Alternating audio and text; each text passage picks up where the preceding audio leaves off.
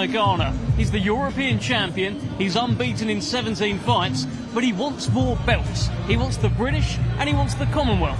But to get them, well, my goodness, he's got some test tonight in Reece Bellotti. That is your main event coming up later on tonight on DAZN. We've got 4 live fights for you coming up on this brilliant YouTube stream with a brilliant sugar boy, Royston Barney Smith, as my co-host. Royston, how are you? I'm doing great. I'm better now with that introduction. It was a good one. I liked it. Yeah, I mean, you are a brilliant young man who just needs to speak into his mic a little bit more, and then you're perfect. Sorry, I apologise. So, tell me about this main event. You've been around it a little bit this week. You saw them come face to face at the weigh-in yesterday. It's just a wonderful fight, isn't it? Sure, it's a great fight. It's a great fight for the English fans. It's a good fight for my weight division as well. It's I think it's going to be a cracking fight, and it's going to be a fire fight as well. Do you know what? We chewed the fat over it yesterday. We talked about, you know, the styles, how they're quite similar. But one thing I never actually got from you was an outright fight prediction. So, Royston Barney Smith, this fight in your weight division that you're keeping a close eye on, what do you expect to happen? I expect a great fight. I think Reece Bellotti will come in and try and put his experience to use in this fight. Ryan's still, he's not young in the terms of fighting, but he's still a younger guy than him. So he's still learning his way through bigger fights.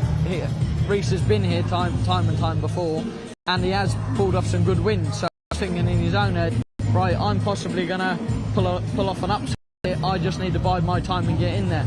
Ryan's thinking, right, now as every dog has their day, I need to make it my day and be the champion. You said a lot of stuff there, but you didn't tell me who you think's going to win. Hopefully, for me, I want Ryan Garner to win. Yeah. Definitely. Yeah, I mean, look, there is talk of a future fight at St Mary's Stadium. Ryan Garner is Southampton crazy, and he needs someone in the opposite corner. You're also from Southampton. It might come too soon, I don't know, but I'd love to see you fight him at least one day, and I guess you want to keep that fight alive. For sure, it's a great fight. It's a great fight for Southampton. Yeah. It'd be even better if Ryan wins this, and we both can carry on winning, maybe for the British, for all these belts, or even a world title one day. It'll be a fantastic fight, and I wish we could just say right at now that's going to happen. So hopefully we just need to both keep winning, and we'll get there at the end of it. And you sparred Ryan when you were 16, I believe, yeah, right? 16, so yeah. what is it that he does so well? What is it that is going to be a problem for Reece Bellotti tonight? Reece Bellotti, he's very accurate, Ryan, with his work. He don't really waste a lot, even though he's got a high volume of punches. He still hits the target. So Reece just needs to make sure that he is very defensively sound, because if not, Ryan will keep chipping away at him, and we'll make a dent in him, and that's when things start going pear-shaped. And Bellotti's in form. He had that little patch 2 or 3 years ago where he'd lost, I think, 5 of 7, and it looked like maybe he could even give up the sport, but got himself together, and the run that he's on now, making unbeaten records, he's in some form, Royston. Sure, it's fantastic from where he was to where he is now. He's Commonwealth champion. He beat Liam Dillon in a very good fight, become also an unbeaten fighter. He's on a great run at the minute. He needs to keep the momentum on. In this fight tonight, he needs to feel that, right, I am rejuvenated now. I've scratched that ass in the past. This is the future, and he needs to crack on. Well, there is a fight building up just before that in the cruiserweight division. Bit of a crossroads fight. Your good friend, your training buddy, Animal Jr., up in level, I think anyway, against who's competed at a high level. Been quite a tasty kind of build up here. What do you think of that one? Sure, a lot of Lloyd's prepared for this fight day in and day out. From the day you got the phone call. Also, it is a step up. He is a better set of opposition for Lloyd's. He has been there. He has done it. Even though he had not a very good fight against Opataya. Yeah. That still don't take the fact that it took him. He went from the start all the way there. So he is a good fighter, and Lloyds just needs to stay calm in there tonight, do what he does best, and hopefully he gets the knockout.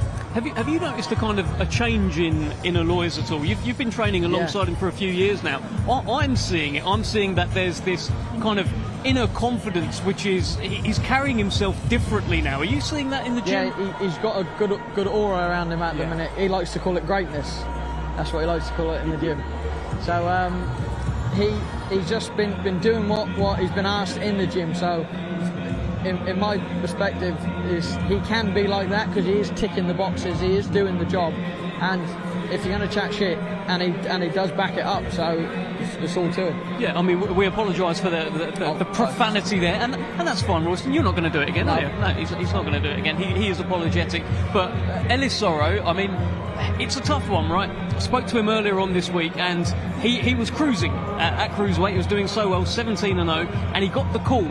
Do you want to fight Jai Opetaia in Riyadh? And at that point, it's life-changing money, and you think you've got to take it, right? 100%. But his career down since. Gone down, but the fact of that, he was willing to take that fight, even though it was a very, very big ask. He still had to prepare 9-10 weeks for that fight every day, thinking, right, I'm gonna win this fight.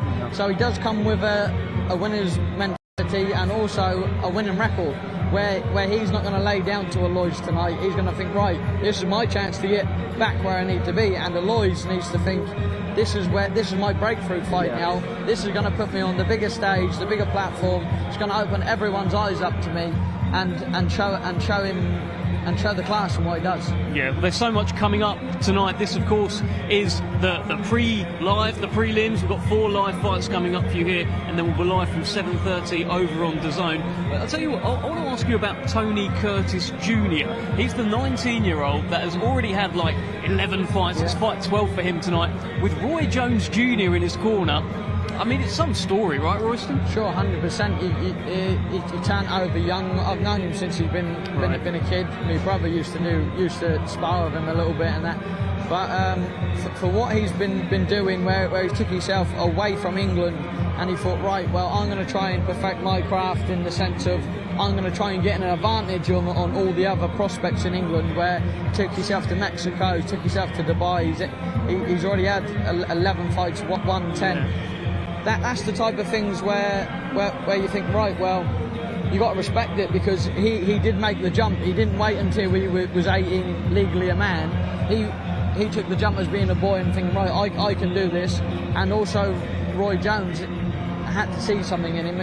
He's a great fighter himself, one of the best to ever do it. Yeah. So for him to have a connection with him there, and also promote and back him and also train him, is a wonderful thing for Tony Curtis. Listen, yeah, I mean, Roy Jones Jr. isn't the sort of guy that will just waste his time on just anyone. He's clearly seen something, and just like yourself, there's brothers underneath that. You've got Noah, there's a couple of brothers for the Curtis family as well, so a real boxing family.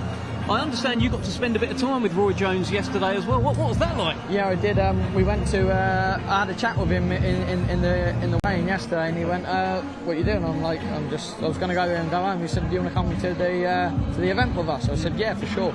And Shane Mosley fought last night, and he invited me to go with him, and we drove up there together. For me, it was a childhood dream. He's an unbelievable fighter. I used to watch him when I was maybe 8, 9, 10, just before even starting boxing, and just watching him fight and actually be with him, it was just one of the best moments I could say I've ever had. Oh, that's amazing. Did you learn anything? Was there any kind of experience that he gave you? Anything he told you? One golden rule? Anything like that? He told me a couple of things. Always stay grounded. Never step beyond your means. Or also listen to your team. If your team say no, then you have to start thinking on their behalf as well, because their best interest is your best interest. So if they're saying maybe not this fight or that fight, or maybe we'll take a bit of a rest now, that's the type of things he was telling me you have to listen to, and I took that on board, and I was picking his brains about like some of the fights he had.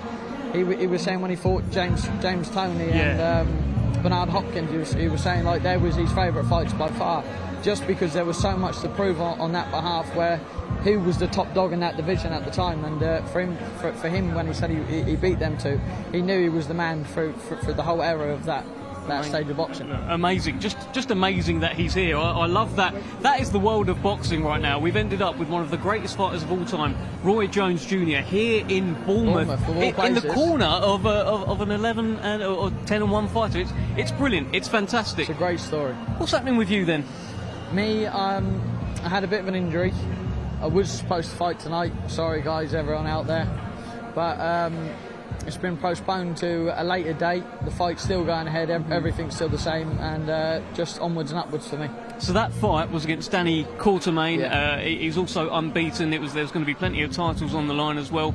For you, it was your step-up fight. My breakthrough fight, yeah. And you must be gutted. I was, because especially in Bournemouth as my hometown, my home support, I was thinking, right, this is going to be a great one tonight. I'm going to proper step things up for this fight, and now I just want to apologise for obviously.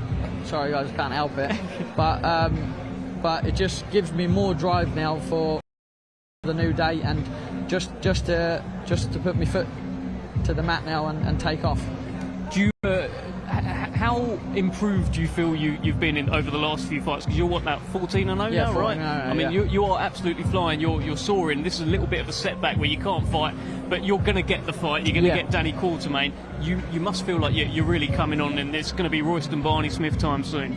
Yeah, for sure, Dev. Like I've always wanted a bigger fight.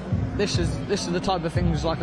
For the challenges, what I need to do, like going to bed, waking up, thinking about that one person that I'm gonna win this fight, and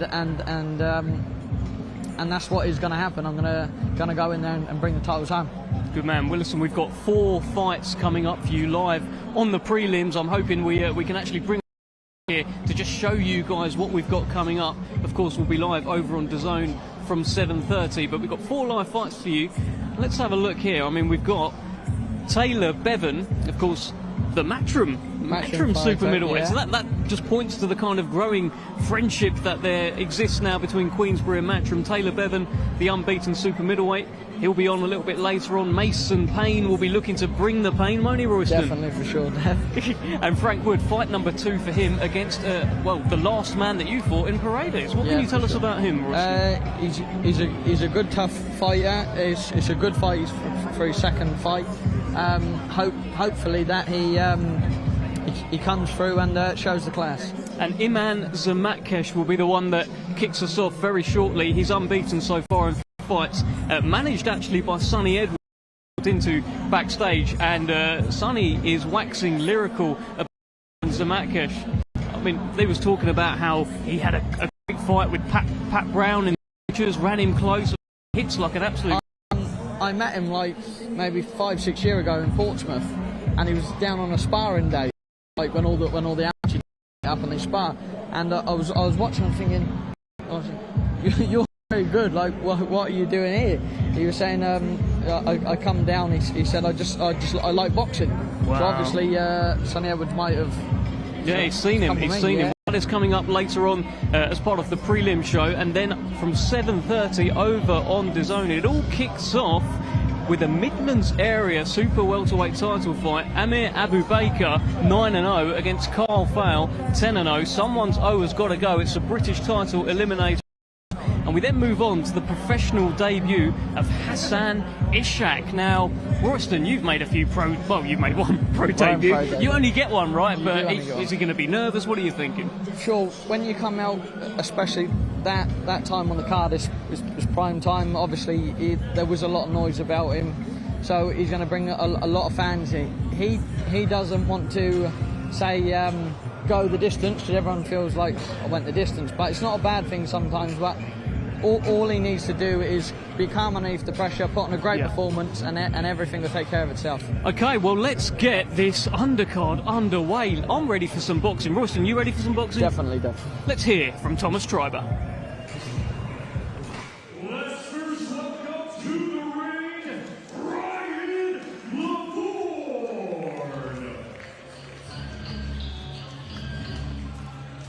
Well, very quickly, here comes Ryan Labourne, one of the very few cruiserweights in the country who stands in that away corner. And what you need to know about him is he is one very, very tough man.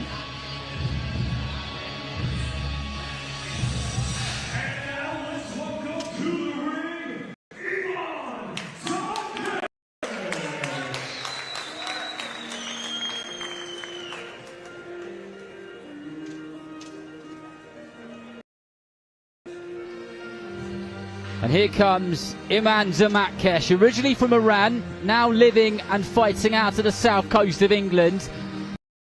Man with a story, and tonight is yet another part of that very story and that journey. Only one man has stood up to him before and not been stopped, and that is the man he's fighting again this evening. This is the second time these two would have met, and I'm sure Zamatkesh will be doing everything possible to try and get his man out of there.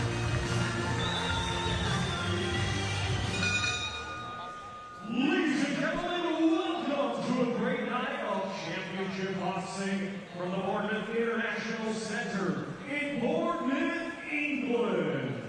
We get things started with the big boys of boxing, 4 rounds scheduled in the heavyweight division. It is being brought to you by Frank Warren for Queensberry, along with their great sponsors. Rehab Season, 32 Red, Beauty Bet, That Prize Guy, and Global Next Trade. Big thanks to those great sponsors. When the bell rings, our referee in charge and scoring this contest will be Lee. Introducing to you first, right tonight out of the red corner, he comes to the ring wearing a white with black trim and weighing officially at 212 pounds. Coming to us from Bradford, England, he is a veteran of 34 pro pounds. Ladies and gentlemen, please welcome Ryan Garner. And his opponent across the ring, right tonight out of the blue corner, he comes to the ring wearing white trunks and weighing officially at 210 pounds. Hailing from Chichester, England, he is undefeated with 4 wins. 3 of his 4 wins come by way of knockout. Ladies and gentlemen, here is Iman Zamatkesh.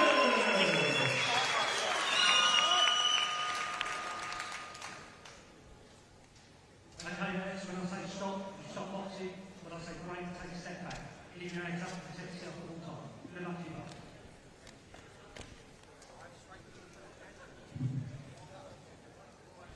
Well, here we go then, the first bout of the evening. Ryan LeBourne in those white shorts with the St. George's Cross on the back, and then Iman Zamatkesh all in white, originally from Iran, now fighting out of the south coast of England in Chichester. As I said in the intro, not the first time that these two have met. Believe it or not, there aren't that many of the away corner fighters in the cruiserweight or heavyweight division in this case knocking about, so these two go again. And Ryan LeBourne was the first fighter with Zamatkesh who went the distance, so Zamatkesh will be doing everything possible to try and get him out of there this evening. So if you're just joining us, a warm welcome along. You're joined by myself, Darren Reece, and Royston Barney-Smith. Good evening to you, Royston.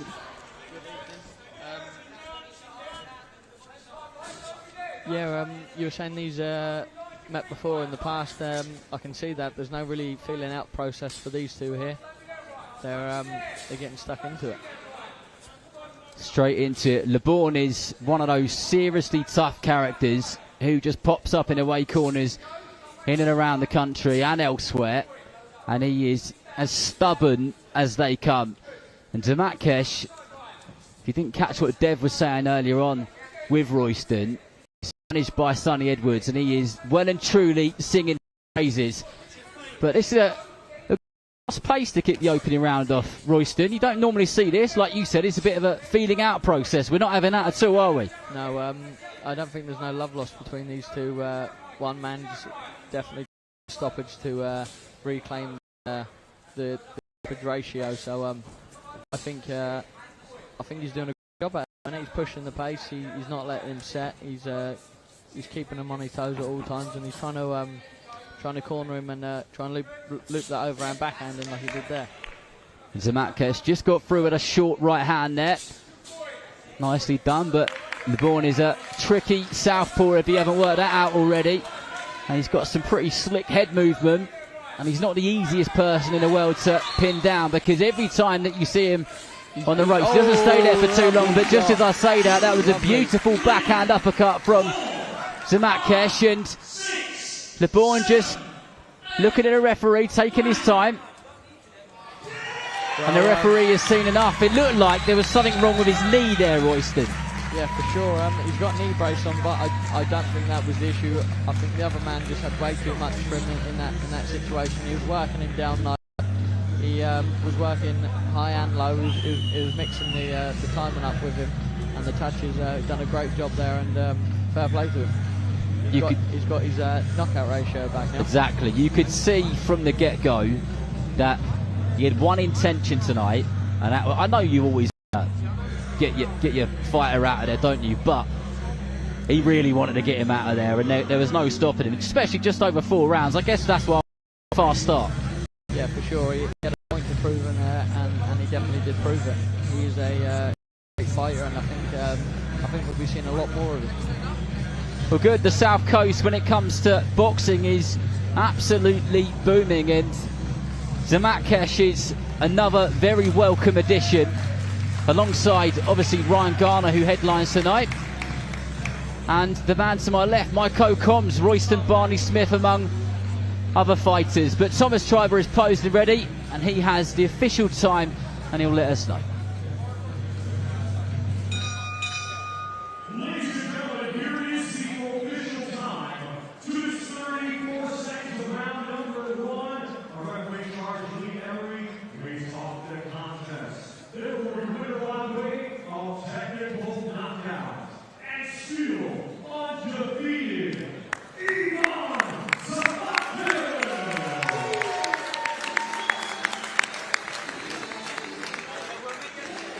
Well, there we go. Iman Zamakesh has officially stopped every single man who has been in a professional ring with him.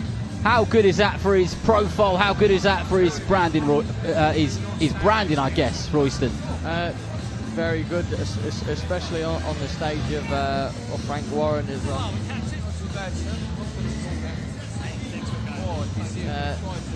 Very good at the moment, because Frank Warren is also seeing him now. He's seeing what he's all about. He's got a great manager also, Sonny Edwards.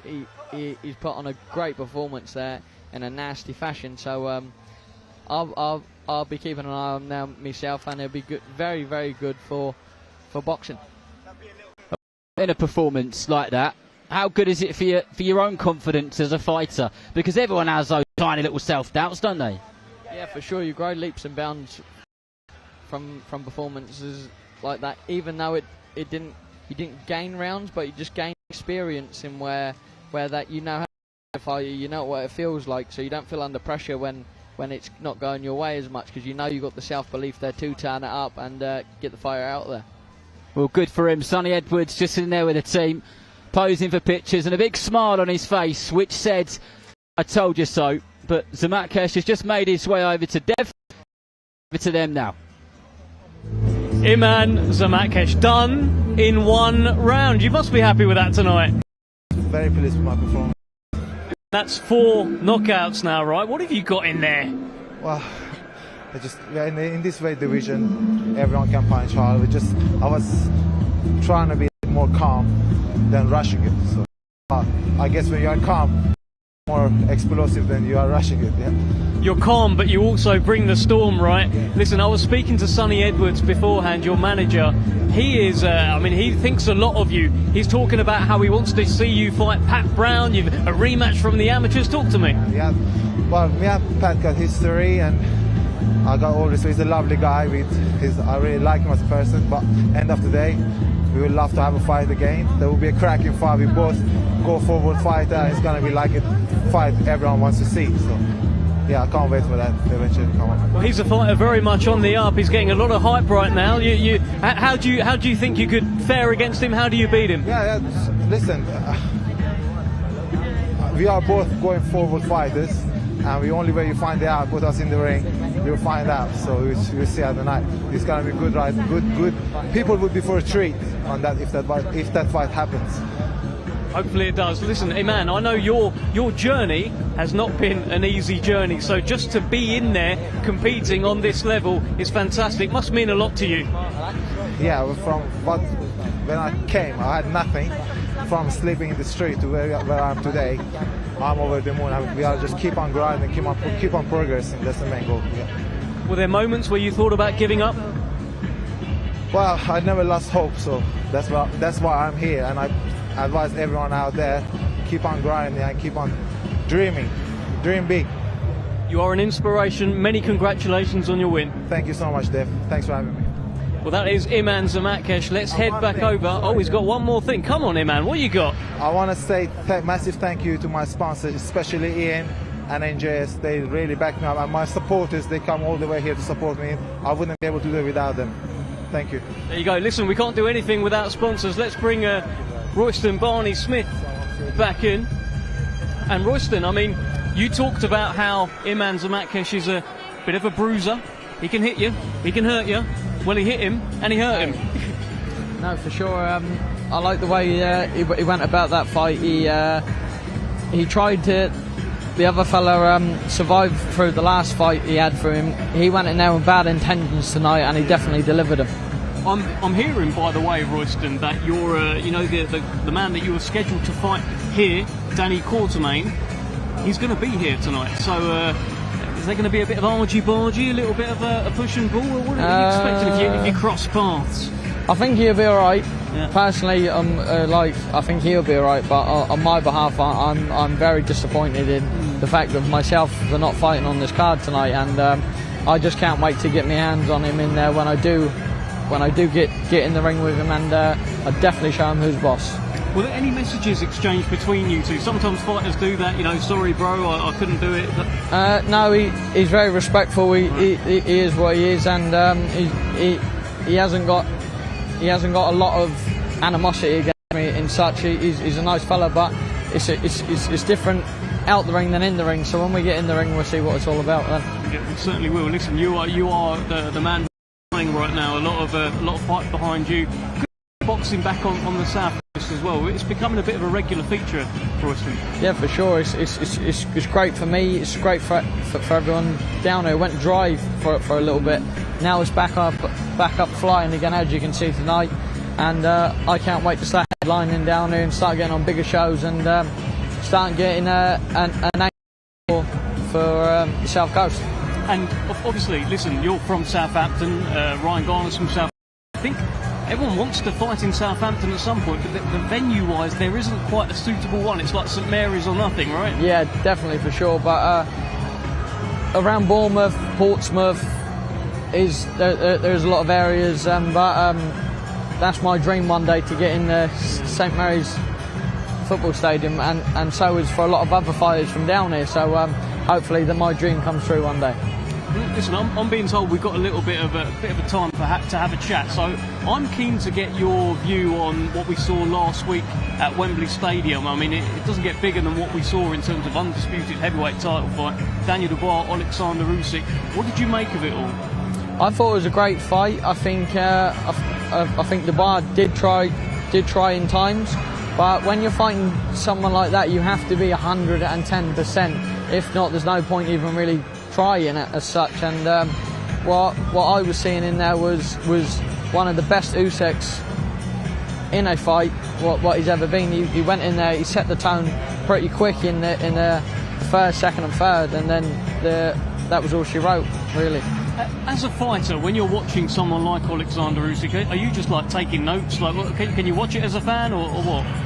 No, boxing now for me is more like a job. I can't really just sit and enjoy it anymore. Yeah. I'm thinking like, what would I do in there? How would I get around the things that he's doing? And no, but watching him, it's like artwork. It doesn't change.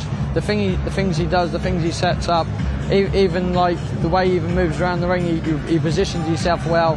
Stuff like that, you can't just gain overnight. That's years and years and years of work, and well, it all paid off for him. 100%, it definitely did. Well, are you ready to watch some more boxing? Hopefully it lasts a little longer, but if these knockouts keep coming, I won't complain. Let's find out. Here's Thomas Treiber. Let's continue. Welcome to the ring, Cesar Zurdo Ignacio Paredes.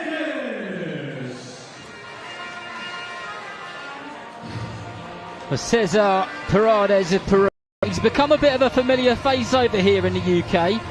We saw him in with Charlie Senior a couple of months back, where he had a cracking fight. And then we also saw him the last time that we saw my co-coms, Royston Barney Smith. You never really know which version of him is going to turn up, but we hope tonight it's the one who's come to battle.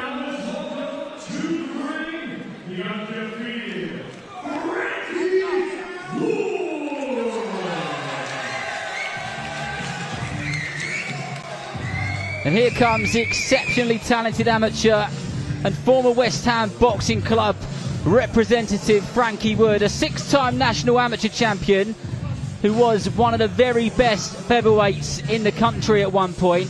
He's now 1-0 as a pro, and in his debut he did some serious impressive.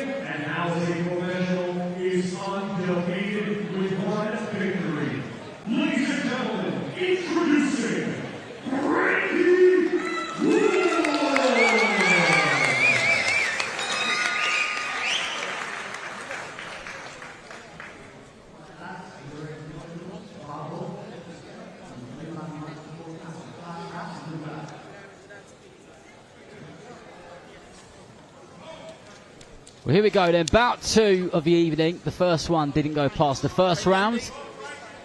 Let's see how these two do. Frankie Wood boxing out of southpaw stance in those purple and gold shorts, straight on the front foot with that jab, and Cesar Paredes of Peru in those silver shorts and the black boots, also boxing in the southpaw stance. One of your previous opponents, Royston, he was a bit of a nightmare, wasn't he? But probably for the wrong reasons. Yeah, for sure. He can be very negative at times, especially if you start catching him, and that's the job at the end of the day. But Frankie Wood is looking good right now. He's working off the jab nice and bringing the body shots in. He certainly is. There's a really nice double jab there, and then just dropped down and threw that straight left hand to the body of Paredes. And he's doing a good job of just starting this at a decent tempo and giving Paredes plenty to think about. And he's clearly the more aggressive fighter straight away and holding the centre of that ring. I like what he's doing. He's trying to draw him in where he's using the jab there, and he's thinking, right, I'm going to let you try and counter me now. He just needs to just be set and just be very patient, and it'll come. Good jab to the body there from Paredes.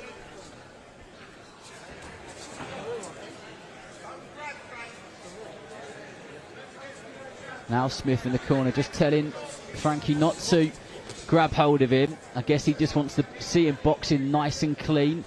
He's ever so slightly the taller fighter. That was a nice short left hook which just on the temple of Paredes. Sure, it's a very good opening round. I like what he's doing there. He's trying to get his hands up high with that jab and trying to get that backhand downstairs. I think you're bang on the money. He's really trying to draw him in here, isn't he, Wood? But are we starting to see Paredes, the negative version of him, already? You've been in there and done 8 rounds of him. Does that look like the type of fighter we've got turning up tonight, Royston? Yeah, for sure. I think he knows he's out of his depth a little bit here with Frankie Wood, and I think he's accepted that now. So I think he's gonna try and make a little bit of an awkward fighter for him. But hopefully Frank adjusts and starts pressing to him a little bit more. And a couple of shots back there from Paredes, who is mixing it up a little bit. I like how these shots come off of that double jab of Woods. He sets up stuff well with that double jab, and then a lot of short left hooks off of that backhand work well for him. But a good opening round so far. Yeah, a very nice opening round there. A good pace. He set the tone pretty and maintained it. I'd just like to a bit more from Frankie now, just changing up the gears a little bit, where you can see that he's not looking to fight. Hopefully he can turn up the gears and proceed in trying to get the stoppage there. I guess, you know, when you boxed him and he was ever so negative, how do you keep yourself switched on, and how do you keep yourself kind of positive in a fight like that? Because, you know, any fighter, they want somebody who comes to fight, don't they? And when you've got somebody who's a bit negative, how do you keep your kind of your chin up in the sense of the word? You just got to remember what you've done in training. Just think about, you've had 8 weeks for this. You're fit about enough, that discipline where you keep switched on and you just keep maintaining what you've been working on in the gym. And fights like this is key for that point in time, where that comes in, and that's where you grow and learn. Well, let's see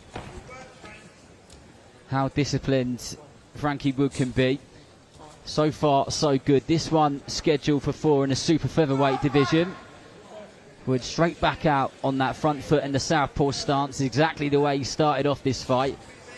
Long may it continue in his mind. That's his game plan, and that's good sharp work there. And I think Paredes felt that one as that straight left hand just slipped through the centre of those blue gloves of his.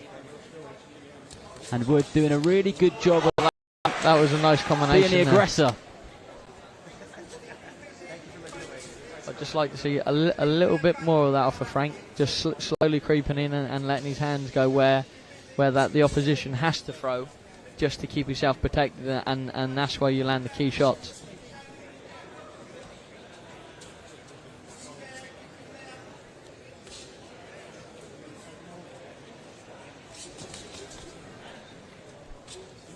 Good fast work, good shot selection, but that was a decent straight left down which got through there from Paredes, and they're the type of shots which he needs to just be wary of.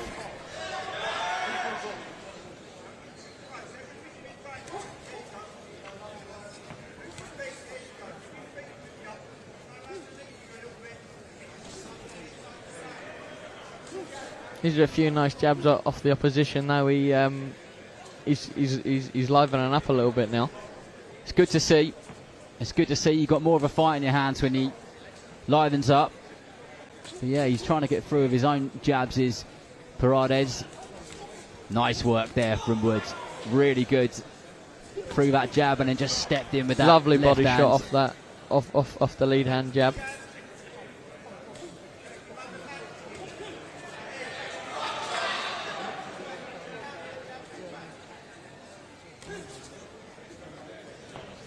get a sense that with Woods, there's plenty more gears for him to go through. He doesn't look like he's really out of first or second gear, does he? He's kind of going through the motions. He looks sharp, don't get it twisted. Yeah, for sure. He's just thinking of the best way now in his head, what I can see of being able to get a bit closer and letting his hands go a bit more, and I think he will do in the next couple of rounds.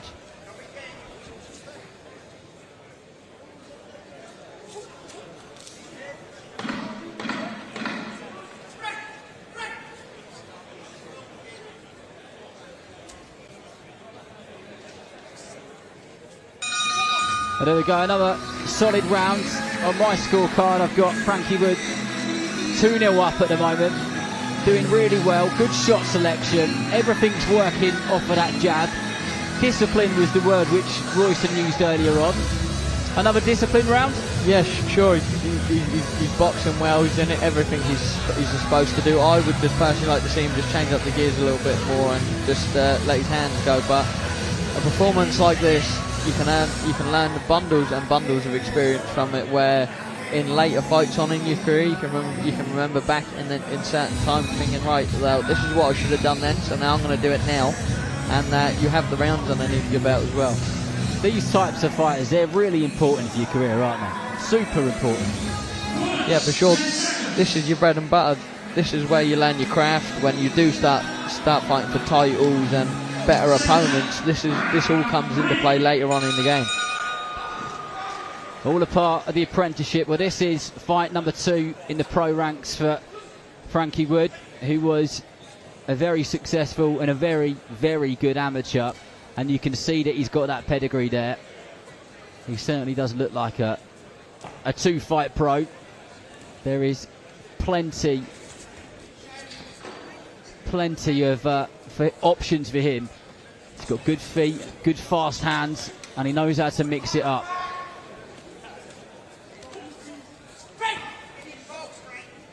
But Paredes still giving Woods enough to think about, and he has got through with the odd shot, just enough for Wood to go, yep, okay, I need to be on my toes here.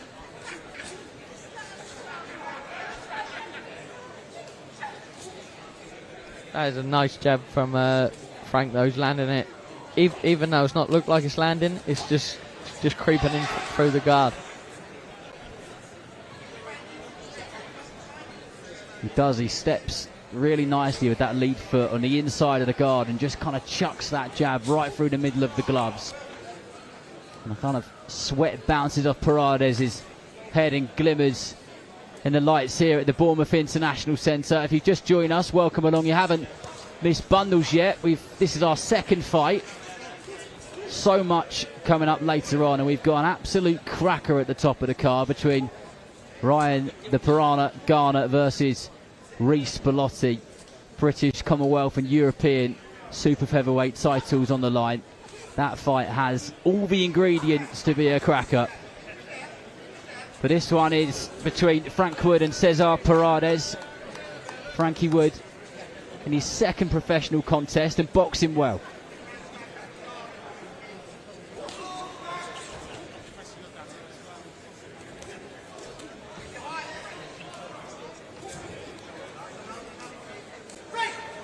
Paredes gets through with the odd sneaky one as well, doesn't he?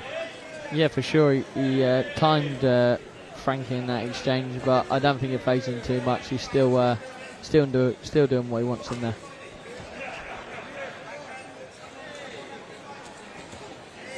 Lovely right hand there, which followed on from the double jab there from Frankie Wood. He's just getting his timing now, and you can tell that because a couple of those counter straight left hands have landed perfectly.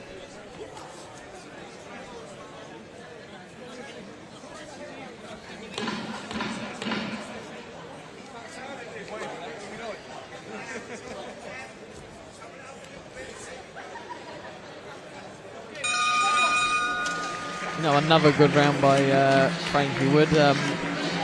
He's getting to him a little bit more now. He's landing some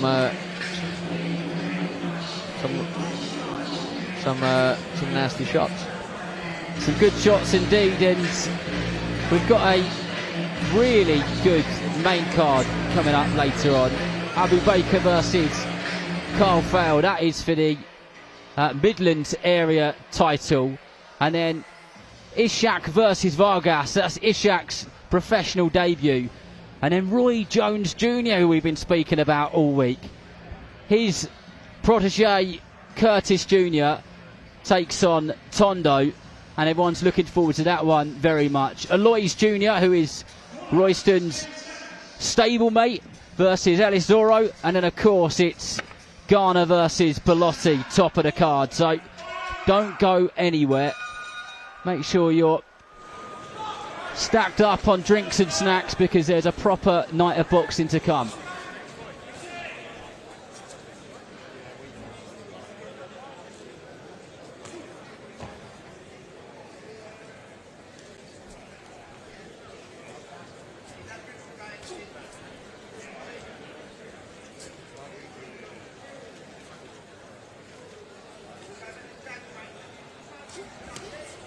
Frankie Wood just still trying to suss his man out in this fourth and final round. I think he's going to start pressing to him a little bit more now, and start letting his hands go in this fourth and final round. And a good performance overall, I would say.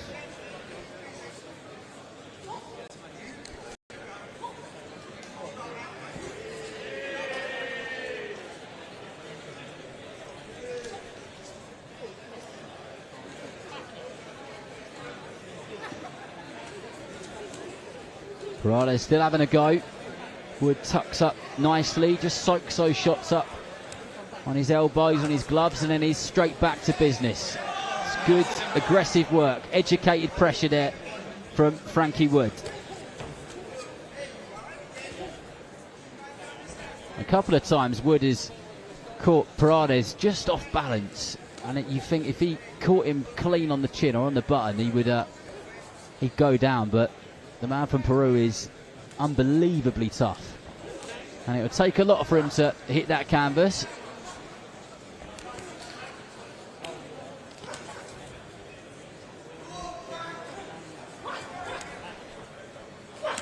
Good switching up there from Wood. Body then head. Body then head when he got him in the corner. I think he's doing a great job now of just staying calm and just trying to get his man out of there and start putting shots together a little bit more.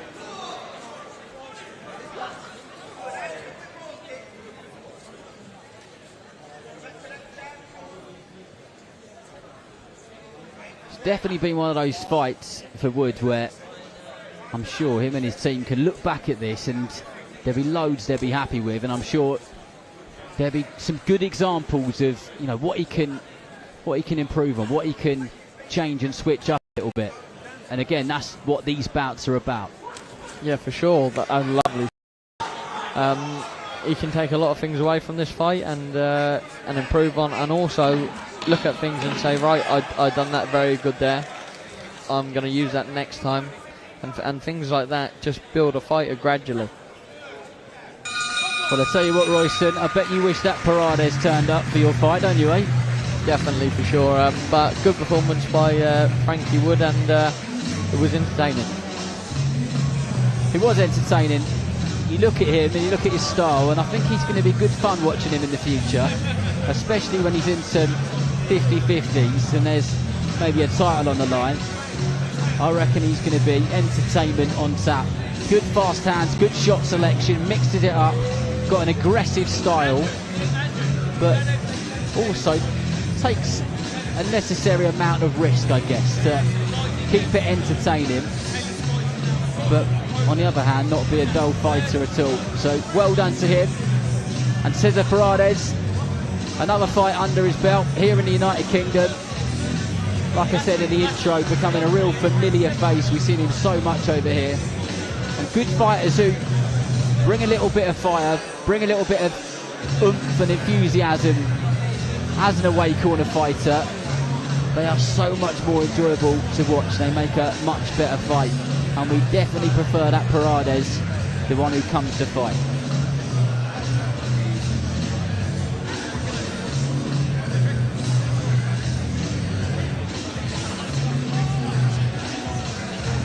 With Thomas Triber just grabbing the score from the referee. And he has it now, so we shall head over to him.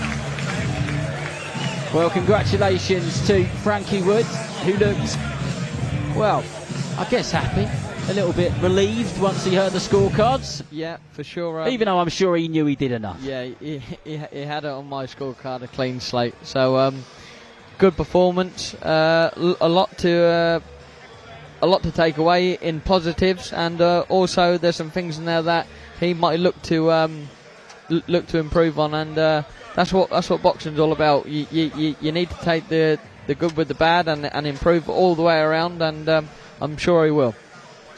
Well, very well done to him, and he's with Umar now. Okay, so I'm joined here by a victorious Frankie Wood, just done 4 rounds in there, your second pro outing. How would you assess that just coming out of the ring now? Firstly, I want to say thank you to everybody who's come down today. I really appreciate it.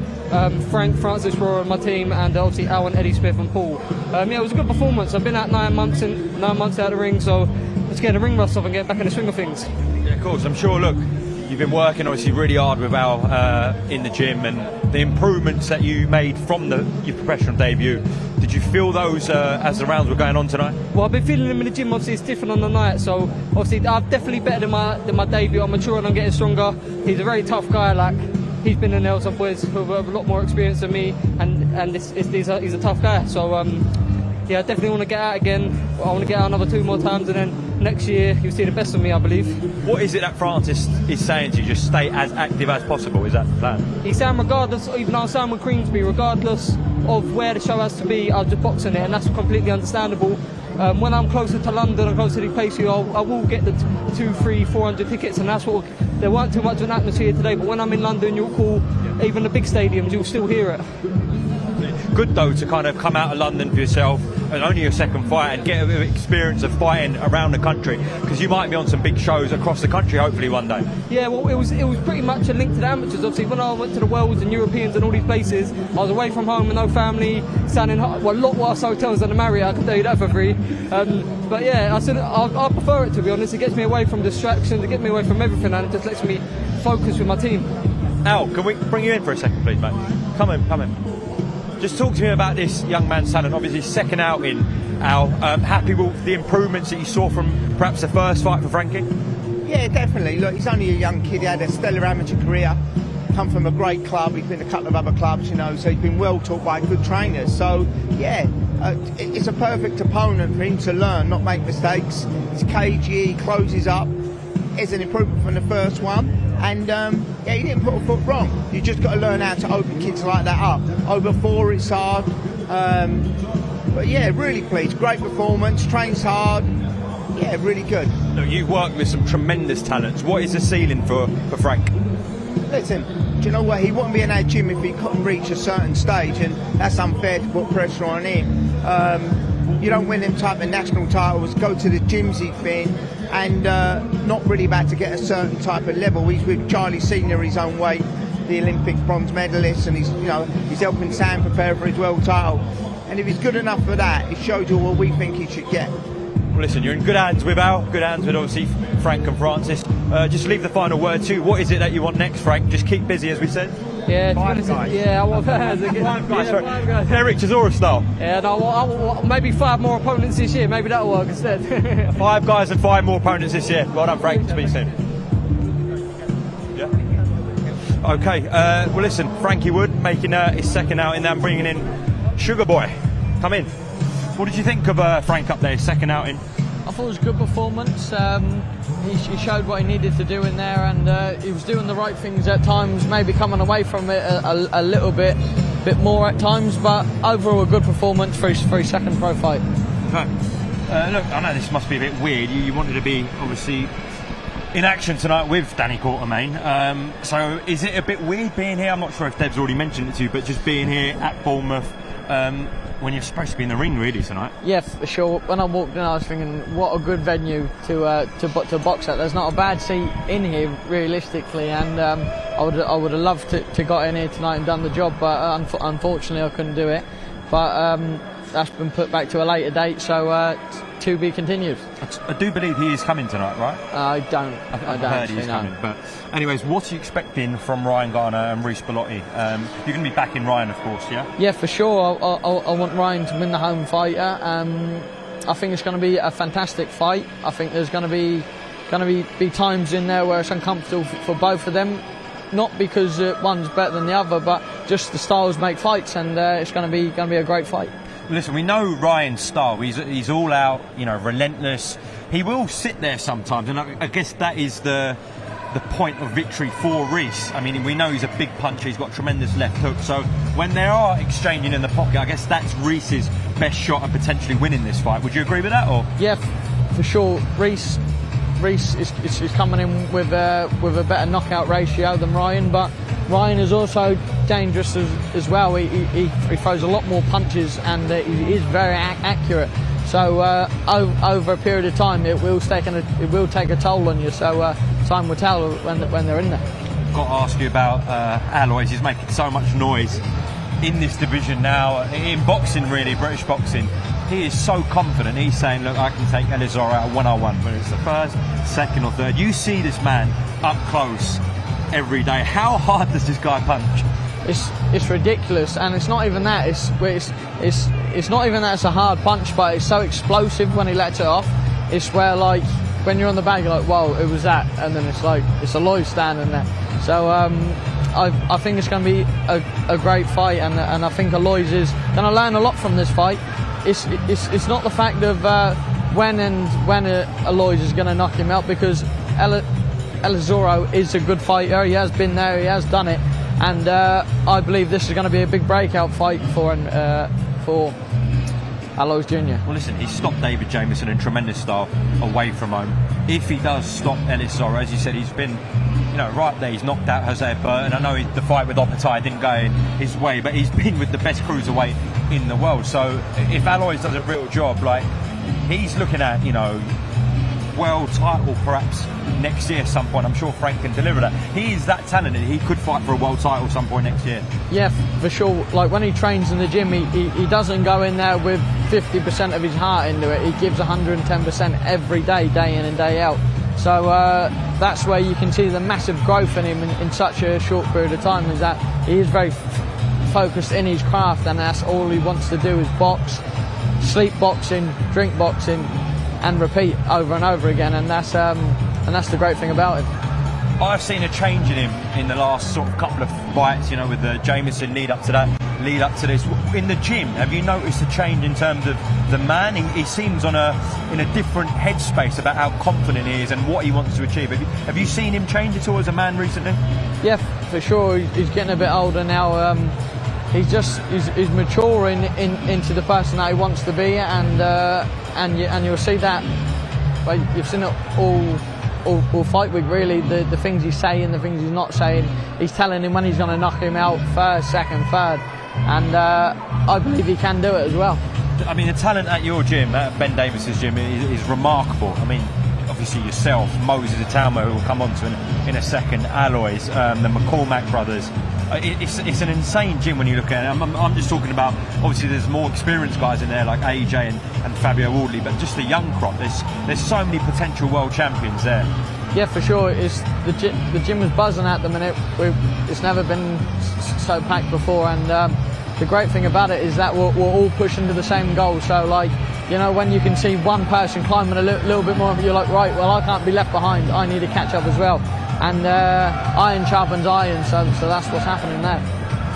Let's come on to Moses Atama, obviously not long to go now till August 16th against Dillian White, who's been at the top of the sport. Dillian White, he's fought everyone practically, Fury, AJ, Parker, Oscar Ribas. He's been in with some top guys, but I think Moses definitely has the capabilities of producing, sort of a standout victory that can send a statement to world boxing. I guess that's the plan for Moses, because Dillian White's a big name, but that man's on some run at the moment, and he'll be looking to carry on. Yeah, definitely. He's a fantastic fighter. He always has been. But don't get me wrong, it is a step up Big as well. Step up. He fought the names, like you said, Tyson Fury, this one, that one. For him to go in there and put on a statement piece and make it a 2 or 3 round job, I'm not saying that is going to happen, but I'm saying if it does, that you just got to take your hat off to him for how young he is and what he's doing for heavyweight boxing. He will end up taking it over. That isn't out of the question, though, is it? Because he's so explosive, so agile. Obviously, he's got dynamite in his hands that you could see this fight going long if Dillian kind of draws it out. But also the possibility of a first, second round stoppage with Moses Talma, we don't know that. It's not out of the question here, which would be remarkable. No, for sure, and especially he does like to say you don't get paid for overtime, so that is what it is, and I can't wait to see the fight come off now, and I think it's going to be a cracking one for sure. If it all goes sort of his own way on August 16th in Riyadh, which is a brilliant card, he's literally on the cusp of a world title, because obviously Usyk and Parker's been ordered by the WBO, and if Alexander Usyk does decide to vacate that title, it will be Joseph Parker v Moses Talma for the WBO, which would be incredible. That's a great fight as well. Sure, that's a great fight, and Joseph Parker's not also the typical heavyweight where he's a bit slow and podges around the ring. He's a bit of a mover. He's a good boxer. But also so is Enrico. So I think it'll be a fantastic fight. Fantastic styles of fighting as well. Could you see a little bit more different from Rico then as well? Well, listen, that is all to look forward to on August 16th with Moses Talma and Dillian White. But for now, we're going to get back to the action here in Bournemouth, the preliminary undercard, before we go live on DAZN at 7:30.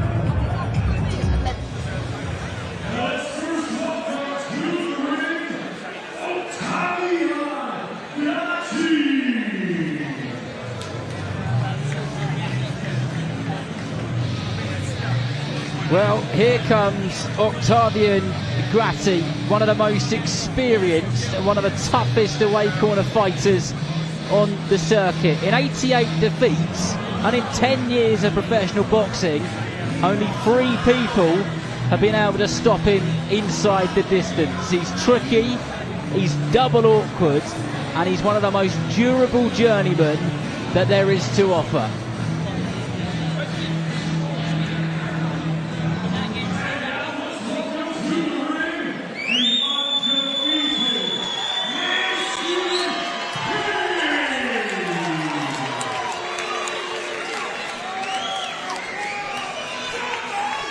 And en route to the centre of the Bournemouth International Centre is 21-year-old Mason Payne from Maidstone in Kent.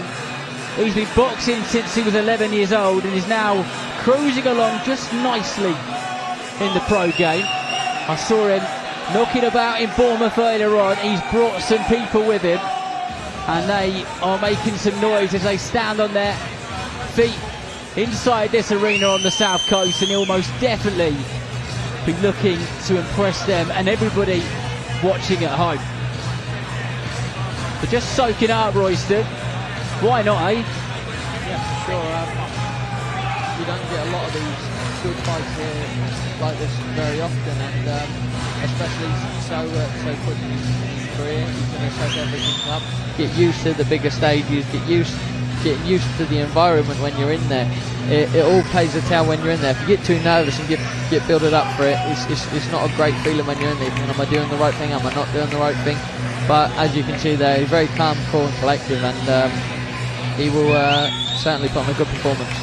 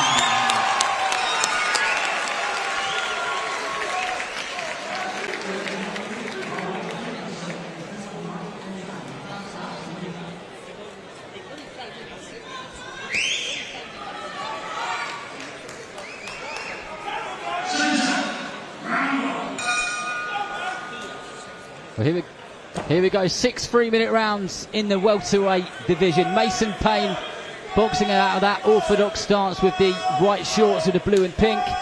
Octavian Gratti boxing also out of the orthodox stance in those camo shorts. And Gratti is straight on that front foot. And you'll be able to see he is a tricky customer. And if Payne manages to get him out of there tonight, he would have done a very good job indeed. Payne's last fight, he did win by stoppage, his first win by stoppage, so I'm sure he'll be confident. And he's brought some friends and family with him. They made some noise when he came out, and they've certainly made the effort to come down to the south coast and watch him, because there is loads of them. Nice work by Mason. He's just taking his time. He's just having a look at him. He also knows he's got a very tricky customer in there tonight. 100 fight record where he knows what it's about. He knows his way around the ring, and he's just doing a great job right now. He is, and Payne just landed a really nicely timed lead hook and then nice short right uppercut which followed. I think it carried away. Gratti just dancing around there, trying to keep Payne thinking. Oh, lovely shot. There's a really nice shot there from Mason Payne. I like what he's doing. He's hitting with a shot, and he's not trying to rush it at all, and he's just taking his time. He's still the first round now. He's doing it very nicely. A fair play to Payne, just pointing out to the referee who hadn't spotted that Gratti's gum shield had come out, and asked for him to just stop the action so that could be put back in. Tell you what, not every fighter would do that. Good sportsmanship, and we like to see it.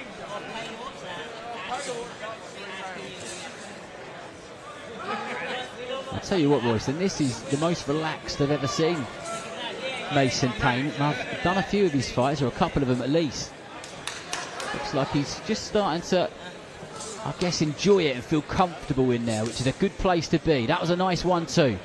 Yeah, for sure. When you're relaxed in there and you're comfortable and you're taking your time, you can let your hands go and you will find the shots that you're looking for, just like that there. So I like the way he's boxing them.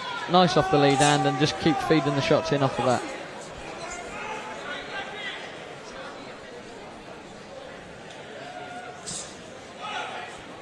Let's see if he can do plenty more of the same. But he's certainly got a live opponent in front of him. Good timing there with that straight right hand there from Payne once again. The shot is working well.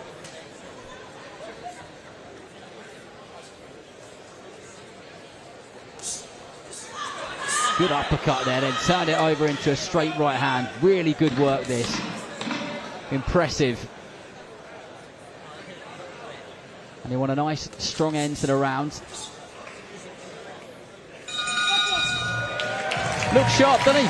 Yeah, for sure. Great opening round. Everything went to plan there, and I think you should be very, very happy with that. Just stay nice and calm now. Just follow the same through. He's got a nice 5 rounds to do his job in, and it'll be good to see how he maintains that focus. Exactly. Mason Payne in full control in the first round. Landed some good shots there. Throws a lovely right uppercut and then turns it over into a straight right hand. But my biggest observation is how comfortable he looks in there, how relaxed he looks in there, which is good to see. He's progressing very nicely. And Octavian Gratti, he's been in there with every single style you could possibly think of. When you think you've got him out of there, think again. He's one of them.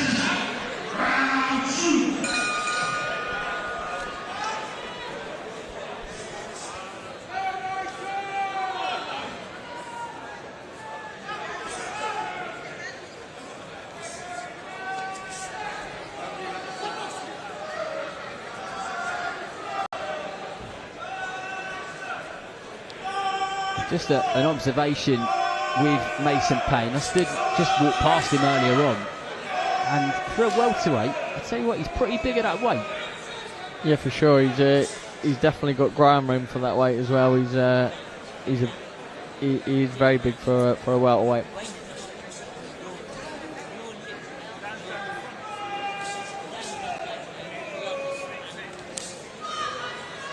Nice. Straight right hand there under the left elbow of Gratti. It's a little bit of show by Gratti, trying to say that body shot never hurt him. And that always means it did, doesn't it? Every single time.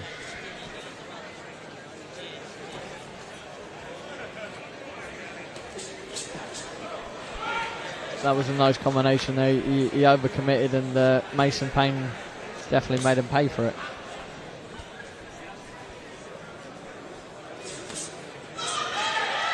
Solid work there from Payne. He's throwing some good shots, having some success, but certainly isn't getting carried away with it. Just back boxing, and he sits on that straight right hand really nicely. And how well it's coming through your TVs, I'm not sure, but there's a good old thud when that right hand lands. Doing a good job of disorientating Gratti with his shot selection, because he's coming under, then he's going around, then one's coming through the middle. He's making Gratti have to think quite a bit. He's catching it every time. Gatti keeps coming in and dropping his head low, catching him every time with that backhand uppercut. He's making him pay for it.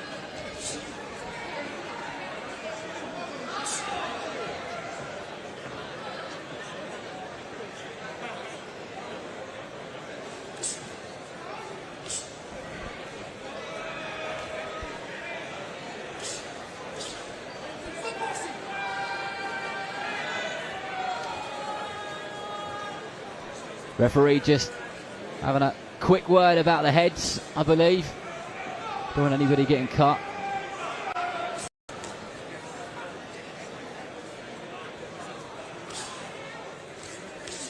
Gratti just slipped through with that left hook there. Wasn't going to cause Payne any trouble though.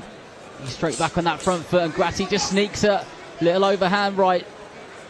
Just to remind him once again that he's there. And they're the shots he's got to be careful of, right? Yeah, for sure.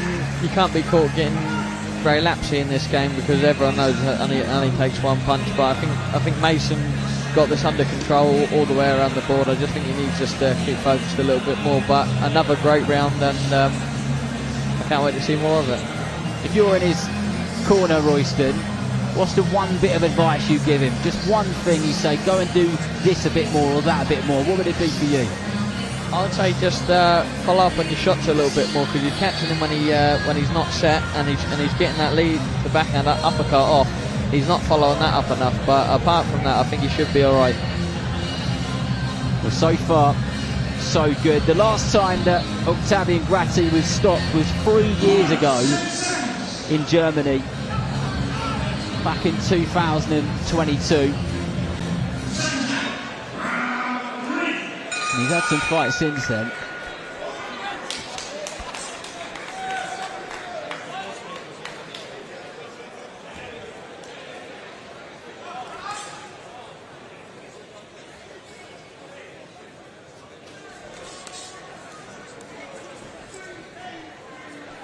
Good fast feet there from Payne. Makes Gratti miss.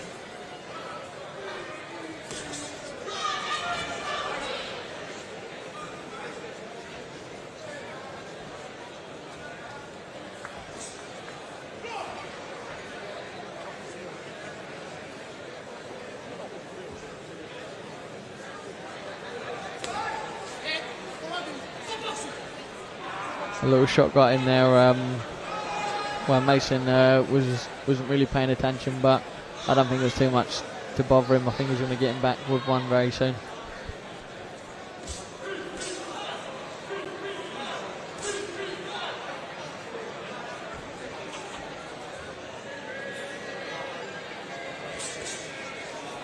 That right uppercut lands again there from Payne. Over and over again he's caught Gratti with that one. And Gratti looks like he hasn't necessarily run out of ideas yet, but maybe not too far from it. The shot he's been trying over and over again is a bit of that lunging left hook, and Payne's good at using his feet just to open that gap up, make him miss, and then make him pay. Nice double jab there, just knocking him off her balance. Just would and again. Referee saying no knockdown, and I agree with that. Good double jab there from Payne.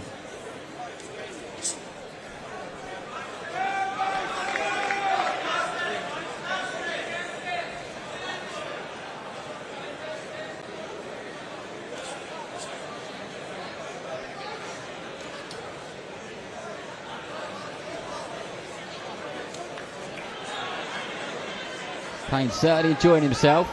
Yeah, for Big sure. white gum shield is shining through from that smile. He's trying to taunt him, Gatti, but I don't think he's paying to any of his nonsense. He's just clearly just the better boxer, and he's definitely showing the class.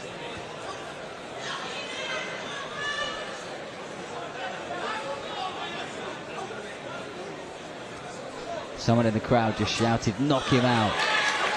Good right hand there. And a right hook to the body, and I think Gratti felt that one, didn't he? Yeah, for sure. Out of welterweight division, getting caught with 8-ounce gloves on isn't a great feeling. So any clean shots from these big boys there, you definitely do feel them.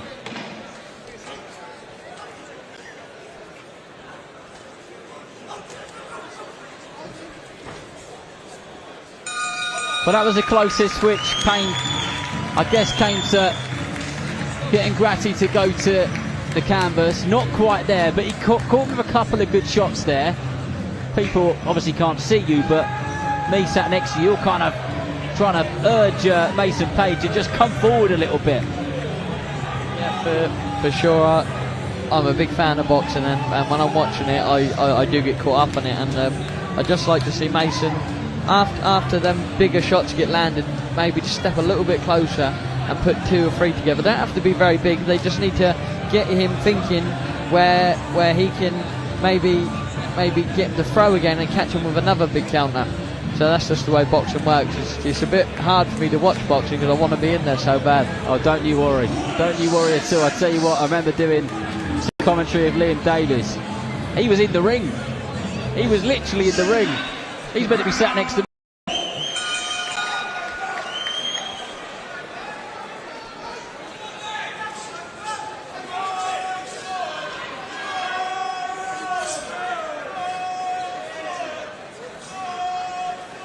Both fighters straight to that centre of the ring.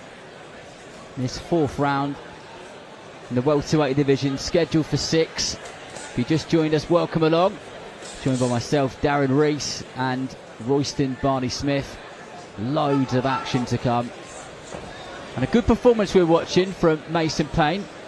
And Gratti's done something to his leg there, or his ankle. And I'll tell you what, he may well have to retire, because he's properly hobbling about. Yeah. I don't know what he did there. I don't know if he might have hurt his foot or... He can't continue. No. The ref needs to call this off. Definitely. That left leg of Gratti is in a bad place. But Payne can only do what he can do, and the referee does jump in and calls it a day. And I don't know why Gratti is complaining. He can barely walk. Exactly, and Mason was putting the shots together there, and he was catching them very clean. So I think it was just going to end badly from there onwards. But great performance, good 4 rounds by him. It ticked all the boxes for me. Yeah, very well done to Mason Payne. Good sportsmanship in there, good boxing, mixed it up, showed us what he's about. He's always said in interviews and so on that he's happy boxing on the front foot and also on the back foot. He's a bit of a box fighter, I think is the phrase which he used. But Octavian Gratti's definitely done something to his leg or his knee, but he's now complaining to the British Boxing Board of Control official, jumping up and down, but unless our eyes were mistaking us, he didn't look like he was in the best of places. But a referee calls him together, and Gratti still complaining to the referee. He did have a problem with his leg, I can tell you that. 100%. 100%. No doubt he had some more fights in the calendar, but Thomas Triver is posed and ready, so we'll go over to him now.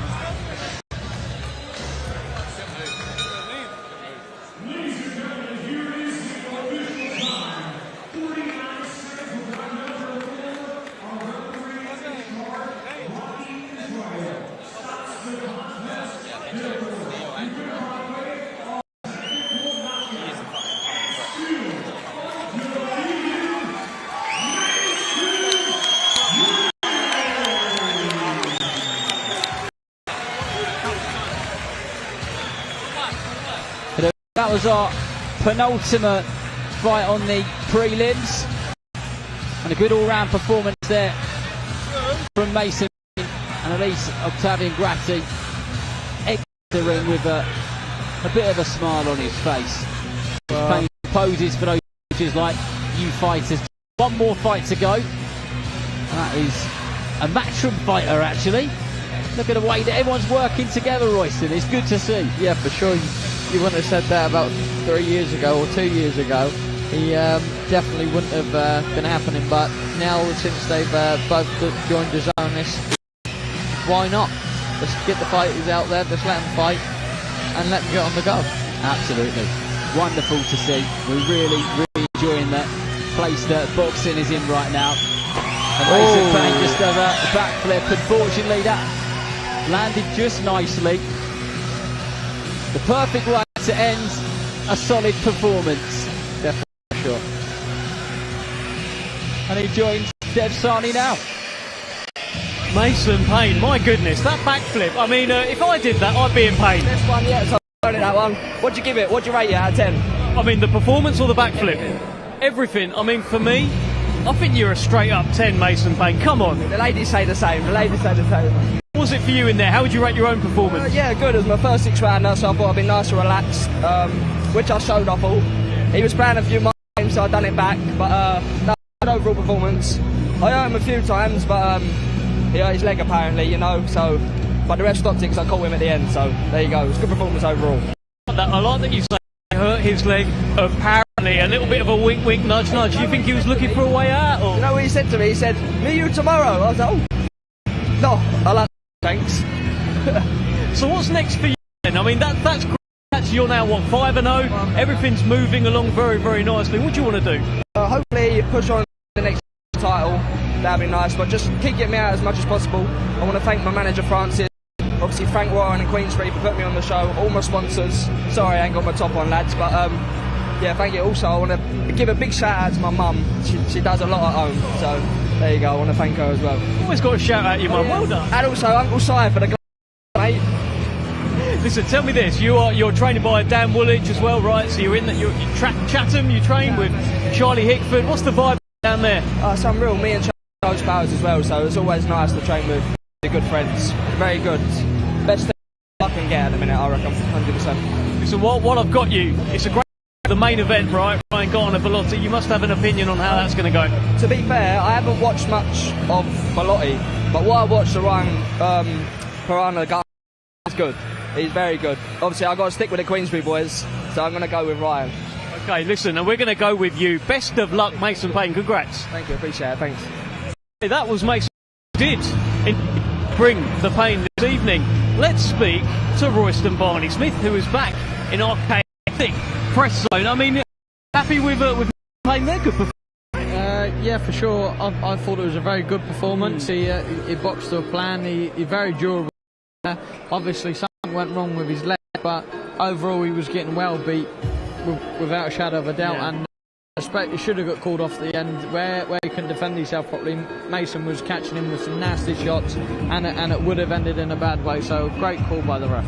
Yeah, there was a bit of a glint in the eye of Mason as he said, like, apparently he's hurt his leg. I mean, what did you make of it all? Do you think that maybe he had enough in there? I wouldn't say that because I wouldn't really know, but it was definitely very, very, very one-sided and great stoppage. Great stoppage indeed. Well, listen, we are building up here in Bournemouth. I mean, we've got the main event coming up a little bit later on. Ryan Garner, Reece Bellotti. You are going Ryan Garner for this one, just about, but you appreciate Bellotti. I mean, tough fight. Yeah, for sure. It's a great fight. It's getting filled up, and now more people are coming. I can't wait to hear all the fans chanting and screaming when they make the ring walk. There'll be a great atmosphere in it. Well, let's go through what we've actually got coming up tonight, the running order here. I think we're going to actually pull it up. So much coming up, all live from 7:30 on DAZN. It all starts with a Midlands area title.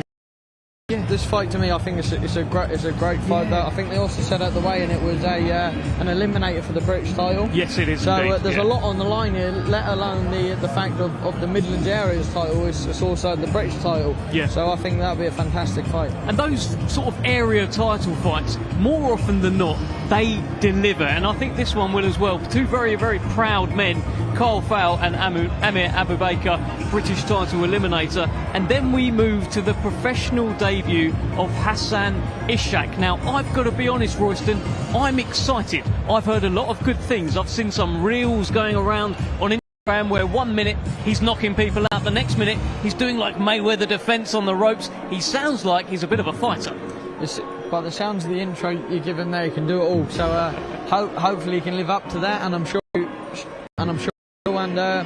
It's a very good thing having your pro debut on such a good undercard and a good platform like Queen. So it'd be good for the world to see. It'll be interesting. I mean, I do wonder. He is getting a bit of fanfare. He had a launch event, Hassan Ishak, and at that event there was Adam Azim on one side, who's doing so well. Hamza Shiraz on the other side. There was a screen, a projector, where he was getting messages from Anthony Joshua wishing him well. Feels like there might be a bit of pressure on him turning over tonight. Yeah, for sure. If you've got people like that singing your praises, it's like you're doing something right. So there will be something behind it. Now he just needs to control that in himself and just make sure he does the right things, what he's been working on in the gym. I want to talk to you a little bit more about the chief support, Alois Jr. against Ellis Sorrow. Now, Alois is becoming a bit of a character, and look, I'm enjoying it. The kind of aura. You said it's greatness. A bit of a news flash today for anyone who's on Instagram. Alois the Animal, his handle has now changed to Alois the Great, which I think is a great move. Did you see that? Yes, I would say that it's a great name. You can't go wrong with it. But no, he definitely is showing signs of becoming a world elite fighter in the gym, and he's getting there. He's ticking all the boxes, doing all the right things. He's not cutting no corners, and I believe he got what it takes to go up through the ranks and become a world level fighter. Yeah, I mean, look, and your gym, you're in the same gym. That gym is absolutely buzzing right now. Just while I've got you, just while we've got a bit of time, obviously Anthony Joshua is in that gym as well, being heavily linked to with Jake Paul. What's your view on that one, Royston? I think if Jake Paul gets in there, I think it's a bad decision by him personally. I've seen AJ level a lot of Paul, and he is known for it, and I think that's what will happen if Jake Paul ever step in the ring with him. Brave move though from Jake Paul, very right? Brave. I mean, look, if his last fight was a couple of fights ago, Tyson, 58 years old, to go in with Anthony Joshua at 35 years old, I mean, it's unfathomable, right? For sure, it's great for the fans. I would watch it, everyone would watch it, but at the end of the day, it's a YouTuber vs a two-time world champion heavyweight. It's two different things. You get one who's still in for a shout of being back in the mix of if he wins one or two fights, or being 50-odd-year-old and retired. But has he, you said it's, former world champion against a YouTuber. Has Jake Paul now shaken off that tag? Because I feel he has. I feel he is taking on some boxers, or some people who have been boxing recently. I feel like you can't quite bundle him in as a YouTuber. No, you can't, because he is putting his time in, and he is doing the right things. I'm not just saying branding him YouTuber, that's it, forget about him. It's not just because he is actually doing the things in there what boxers do. So I would say he's a decent level fighter in the terms of boxing, but when he's on about the likes of Anthony Joshua fighting, it's unfathomable. It sounds it. Listen, but what is fathomable is the main event tonight.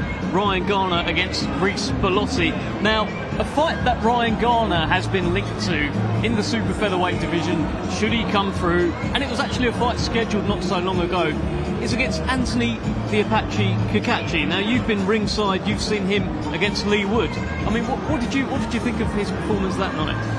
I think he's a good fighter, Anthony Kakachi. He's on a great run at the minute. He's doing all the right things. He's also growing as a fighter as well. So So I think it's not too far away from Ryan, but I think he has got it in the tank to beat Anthony Kakachi at one stage or another. But he needs to get through this test tonight, and that will show if he's ready or not. It certainly will. Listen, well, I've got some good news. We've got not just one gentleman, not just two gentlemen. We are now joined. We're going to shuffle along because there's a third gentleman here. Reece Bellotti Smith, how are you? Yeah, very well, thanks mate, how are you? Very, very well. Welcome to Bournemouth. Yeah, do you know, it's really nice, isn't it? It's nice, yeah, it's a sun venue. It holds the sound so well. When I've boxed here 3 times now, and it's just amazing. I was here for Ryan's last fight here as well, so yeah, the Saints lot come in their force and make some noise. I'm curious to know what it does to the opponent. Have you ever seen, you know, because your fans, they're crazy, they really get behind you. Have you seen your opponent kind of lose heart in there, thinking, oh God, what's going on here? I don't know what it does to the opponent, but I know what it does to me. Shane actually doesn't like me boxing here because I go a little bit gung-ho because they rile me up too much. But all the fights have been entertaining, and the fans definitely pull you through and give you a massive boost. So it'll be, you know, that's what he did last time for Ryan here as well. He boxed superb last time, and I'll expect a similar atmosphere tonight. Well, there's a man in action tonight who trains alongside Royston Barney-Smith. Usually it's you lighting up the cruiserweight division in Bournemouth. Tonight Alois Jr. is going to try and do just that.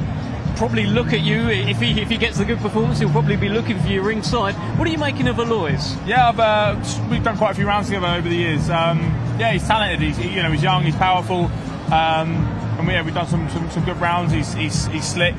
He can put his punches together really well, and then he's tough as well. So he's got all the ingredients. It's just about discipline and then just pushing the engine. I mean, a lot of cruiserweights end up in sort of 6-7 round fighters, but you look at the likes of like the very top level, and you have to be very, very, very fit, and there's a lot of grit and determination that comes into that, and he hasn't really had to show that yet. So I think you'll find out more about him, and I don't doubt that he's got it, but you want to see that from a fighter that's coming through.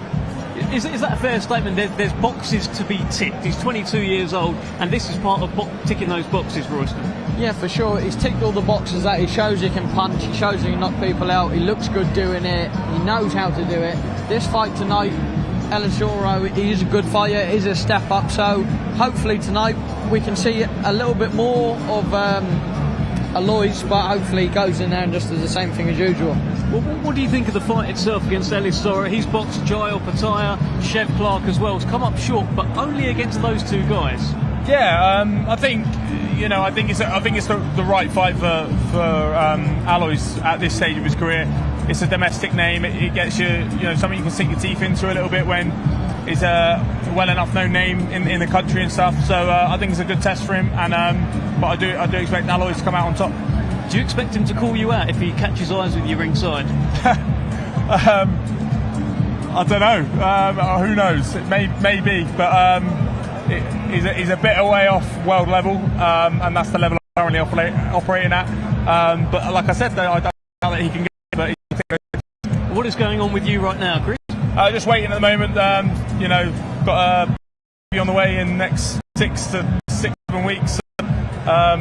Trying to plan and train for the fight against Sleep and two little boys in the house. That's the fight, isn't it? That is a proper fight. So yeah, training for that at the moment and getting fit. But no, just ticking over, staying sharp, and then hopefully have know more a little bit in the next couple of 6 weeks. Well, we look forward to hearing what's happening next with you. But tell me, how good is it, both of you guys, to have big time boxing on the South Coast? And this is great, right? For sure, this is great. Like I was born in Poole, so this is a great venue for. I was meant to be boxing on it, but it's a great venue. Great fans in the South Coast. Like here, they do get behind their own. They will travel. They will put the extra bit of effort in if they know the fighter can get something out of it. So that's what I will say about the South Coast. If they have got one pushing through, they will 100% support them right the way to the end. You know that better than anyone. Yeah, exactly. And we wanted a show here for years, and we pushed for it as a team. Eventually got it against Isaac Chamberlain in this arena, and it was a fight of the year contender. And the fans have just turned out for me time and time again. the summer as well always helps, being on the coast and the sun's out, so that's always nice. But yeah, even in the winter they've showed out, so the South Coast really do turn out, and it's honoured to have the backing of the town that I've had, and the support of everyone who's put in the work to bring shows to venues like this. Listen, long may that continue. Another one for you. Jones Jr. is just like knocking about this week in Bournemouth. Him around. He trained Tony Curtis Jr. And listen, he's one of the greatest fighters of all time. He sat up there at a press conference ahead of a show at the Bournemouth International Centre. Fascinating. Have you said hello yet? No, I haven't, Baptist. I've actually been up in London training this week. Roy Jones at Bournemouth is something that I never thought I'd never thought here. But in his prime, for me, one of, if not the best fighters ever. I would love to meet Roy in Bournemouth and have a picture of him, which would be very, very surreal for me. I think you will get your chance, Royston. You had your chance yesterday. I had my chance yesterday. He invited me to a boxing match. Shane Mosley boxed in the O2 at Indigo last night. He said, "What are you doing?" He said, "Do you want to come with me?" I said, "Sure, why not?" Awesome. Listen, how would a fight between Roy Jones Jr. and Alexander Usyk have gone? This has turned into a bit of a debate this week. Roy Jones backs himself, obviously, backs his speed, his athleticism, of course. He went all the way up to heavyweight as well. What do you think? Bit of a dream fight. Put you right on the spot here. Yeah, it's hard because you always have that recency bias of how Usyk is, but then you also have like the legendary bias of older fighters. So it's a really hard one. It's a fight that both in their prime I would absolutely love to see. I think, I don't know what, it would have been best at cruiserweight in terms of, I know Roy went up to heavyweight, but I think a little bit lighter version of both of them would be superb. But yeah, there'd be some serious boxing IQ going on in that fight. Listen, we can only dream. What did you make of Daniel Dubois against Usyk? Were you there at Wembley? No, I wasn't. I wasn't able to make it, but I watched it at home, and he's a special fighter, Usyk. He's mentally the strongest fighter I think I've seen in terms of his preparation. I was slightly worried he might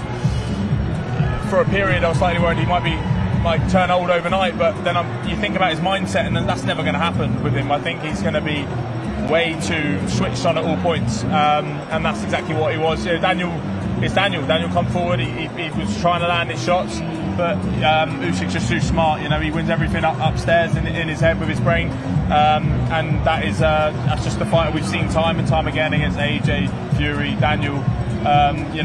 He's beating all them guys twice, which is a phenomenal feat. Chisora, Bellew, I mean, it just keeps adding up. You've done rounds with Daniel before as well, right? Yeah, only a couple here and there over the years, but he's you know what you're getting with Daniel, and I've seen him spar plenty of rounds in our gym when he was there, and I saw plenty of people on the deck because he's just that powerful athlete, and that he's always going to have a puncher's chance against anyone.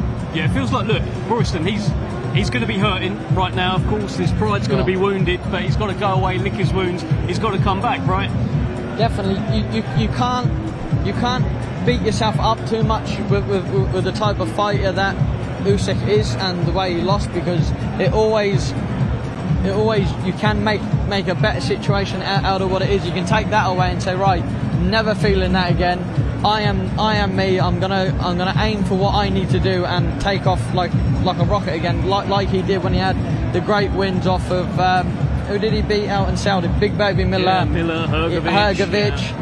Them type of fighters are world level fighters, especially Hrgovic, who was highly avoided at the time. He went in there and done him in. He did get the KO, and I believe he's got plenty more to come. He's only young, and especially as a heavyweight, you can go up to 43-year-old if you really wanted to. Yeah, of course. You can keep going, and where he's so young and he's got so much experience for a young world champion, he can keep coming back and keep climbing and become one of the greats. Listen, Chris, you've had you've suffered a couple of defeats in your career as well. How long does it take to get over that? I know the Ramirez fight as well. Did that take a while to get over? Are you still not over it? What is it like processing that? Yeah, I probably didn't really get over it until after the last fight. Getting back to winning ways. I don't think you ever fully get over a loss. Even the first Riakporhe loss, I'm not over because and I've beat him since. You know what I mean? It's in our mentality. We don't like losing. So yeah, it's difficult. But Daniel's lost before and come back, and he's come back strong. So that's an experience in itself, and that's what the pro games is about. Is about picking up as much experience as you can in different situations, whether that's cuts, whether that's being ill on fight week, whether that's injuries, getting through those situations and then using them when you need to. And he's come back from defeats before, and Usyk is one of those fighters. It's like, well, it's Usyk. You kind of get away with it, not get away with it, but it's slightly easier to deal with after seeing what he's done to all the other Brits over the years. So yeah, it's I think Daniel's got to lean into that experience that he's already had and come back stronger. Well, we hope you can come back stronger as well. Thanks for speaking to us, Chris. Thank you. Let's carry on with this show. Let's head over to Thomas Treiber. Well, Thomas Treiber is actually not ready, so let's not head over to Thomas Treiber. I'm sure we're going to crack on shortly, but the main event, of course, that we are leading up to tonight live on DAZN is the return of Ryan the Piranha Garner. Now this guy, 17 wins without any defeats. He's the European champion, and he takes on Reece Bellotti. Now Bellotti, I mean, British champion, Commonwealth champion, and he's on such a great run of form. He's taking unbeaten records for fun right now. But that is your main event tonight, and it all kicks off actually over on DAZN at 7:30 with the Midlands area title fight. Amir Abu Baker, who's actually got he's got knockouts galore on his record. He's on a streak of taking unbeaten records, knocking out guys, and he's hoping to knock out Carl Fowl tonight, who's a decorated amateur. It's kind of make or break, really. And then we move to the professional debut of Hassan Ishak. Hassan Ishak has had plenty of fanfare, plenty of noise around him. Trains in the New Era gym, trained by Huzaifa Khan. We are looking forward to seeing what he can do in the ring tonight. And then what about this? Tony Curtis Jr. We spoke about Roy Jones Jr. being in Bournemouth all of this week. The reason is because he is flanking this young man who he has been training since he turned 16 years old. It's quite the story. Turned pro at 16 in Mexico. He's had 11 fights. He's been boxing in Dubai as well. And tonight is his UK debut after he finally got a UK boxing licence. And he'll be taking on Charles Tondo. And then, of course, we move to Alois. Not Alois the Animal Jr., Alois the Great Jr., as he has now indeed changed his Instagram handle. And he takes on Ellis Sorrow. And I am delighted to have Adam Smith with me. Hey, Dev. How are you? I'm very well. How are you? What are you looking forward to tonight, Adam? Well, I love Bournemouth. It's a great place, and this venue is going to be absolutely electric. I've just been out there with some of the fans. Ryan Garner's fans are nuts. So I think it's going to be lively. I was here earlier in the year when he won the European title. It's a great fight tonight. I guess it's a little bit after the Lord Mayor's show with Wembley last week, but it's going from a sort of huge venue into a really tight atmospheric one, and I think it's going to be a brilliant main event. I really do. I think that Reece Bellotti's in terrific form. I think he's having an Indian summer to his career. He's changed styles a little bit. He's really fit. He's very experienced. And I think he's going to ask Ryan Garner a lot of questions. But I like Garner. I like the way he's developed through. He's got a lot of confidence behind him now. And look, if he's going to fight for a world title at St Mary's next summer, he needs to get through tonight. It's going to be closer, I think. What I like about Bellotti, there was a period where he'd lost, I believe, 5 of 7. It didn't look great at all. And he had to have a kind of heart-to-heart with his wife. Should I carry on? And he said, I may have been beaten, but the love of boxing has not been beaten out of me. Yeah. Put himself together. This run now that he's on is quite the story, Adam. I love fighters who've gone through hard times, like real resilience. You know, we saw it with Daniel Dubois with the Joe Joyce defeats and the Usyk defeats, and then he comes back and he takes out AJ at Wembley and he gets his opportunity against Usyk again. I think sometimes you've got to go through those sort of moments in boxing. My best mate in boxing is Johnny Nelson, and he lost his first 3 professional fights, and he had his difficulties in his career, and then it all came good to him at the end through maturity and experience. And I think Reece has done the same. At the beginning, he was a bit of a power puncher. He relied on that maybe too much. He had a couple of close defeats, a couple of bad defeats, but yeah, he looked at himself and thought, do I want to do this anymore?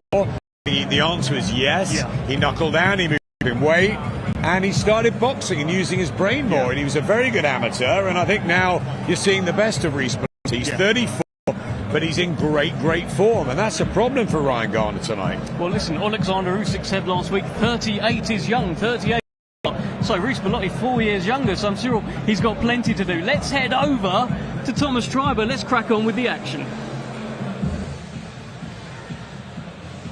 Let's welcome to the ring,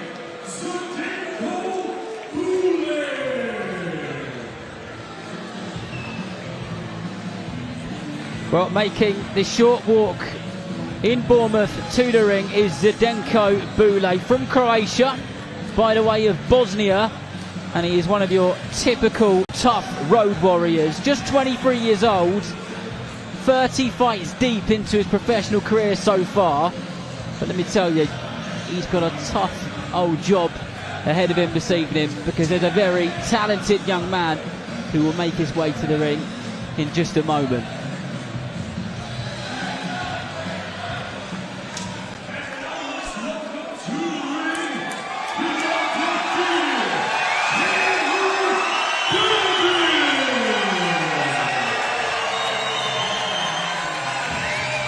What a bit of noise, it's just filled up the bit here in Bournemouth.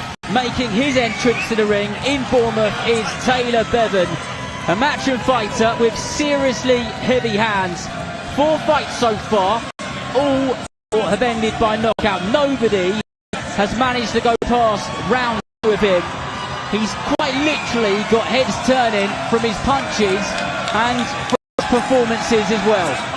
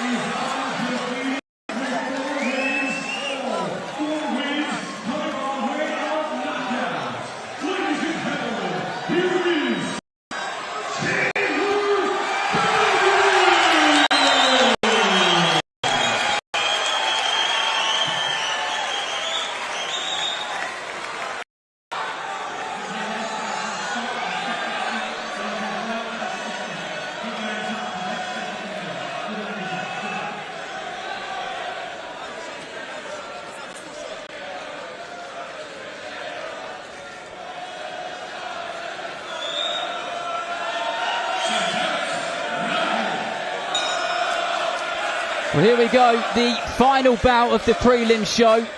6 3-minute rounds in the super middleweight division. Taylor Bevan has brought some friends, family and fans with him, because the atmosphere has gone up more than a notch, and he boxes in that orthodox stance with those black shorts with the red and white trim against Zdenko Bule of Bosnia in the black and white shorts. Bevan straight on that front foot, and a good tempo to kick things off, Royston. Yeah, for sure. He's definitely got the crowd behind him here, and he's starting things off nice and quick in this 6-round fight. And I like what he's doing. He's setting the tone very quick. Well, 4 fights so far for Bevan. Nobody has gone past 2 rounds of him. He's got some seriously heavy hands, and he's just letting him go now as he has Boulay in the corner there. And Boulay gets himself out of there sharpish. But this is a good, well-disciplined opening part to this bout for Bevan.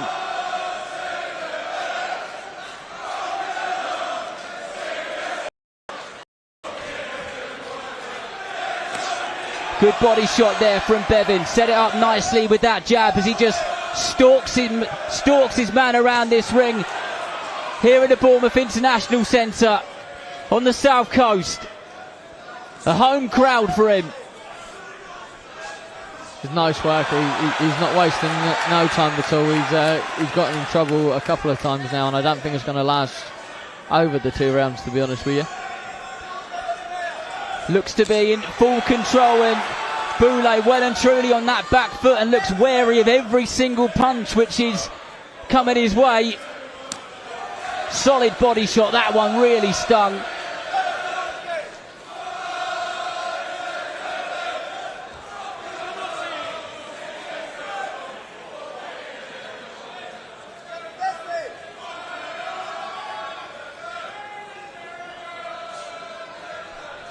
Bevan also was a extremely talented amateur, won a silver medal at the Commonwealths, got that pedigree, those years, those foundations have been built on.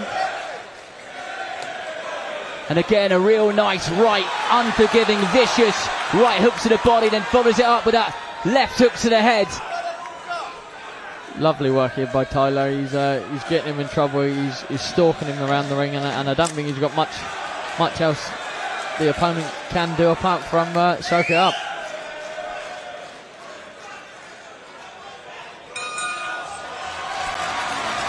Well, that was a solid opening round there for Taylor Bevan. Did plenty of good work, mixed it up, head and body, body and head. Lots to like, Royston. Yeah, for sure. I can see why he draws a big crowd now. I don't really know much about him. He's a DAZN fighter, but I can see now there is a lot of things that he does do well, and I can see why he's got a lot of fans. Well, I tell you what, if Zdenko Boulay gets himself through this second round, it will be quite the surprise, because he looked a bit lost in there in that opening round, especially when those barrages of punches were coming in from Bevan. He kind of got him in the corner and did a good job of keeping him there. And I'm sure as we go into this second round, he'll put his foot on the gas a little bit more as the seconds go by.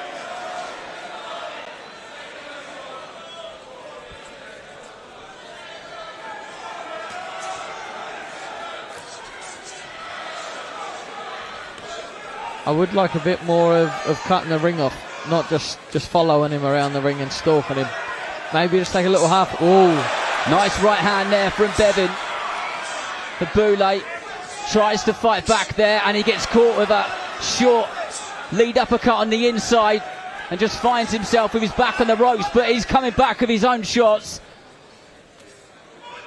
which has quieted Bevan's crowd down just for a short while, but he won't be long before they are back in full voice, I'm sure.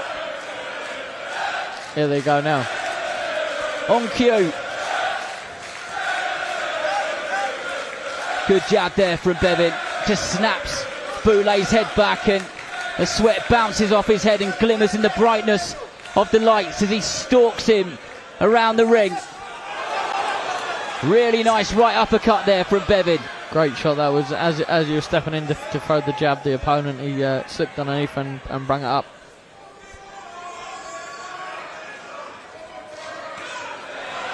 Mixing it up once again, and those body shots hurt, because when that right one landed, Boulay's left knee just dipped ever so slightly.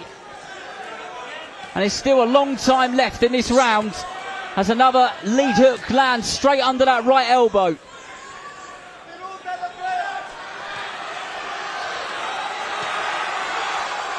And the body shots are going in over and over again. And they've got to get some eventually, right? Yeah, for sure. You can see the marking underneath his ribs there. He's sort of given up here. Punch perfect performance by Tyler Devon.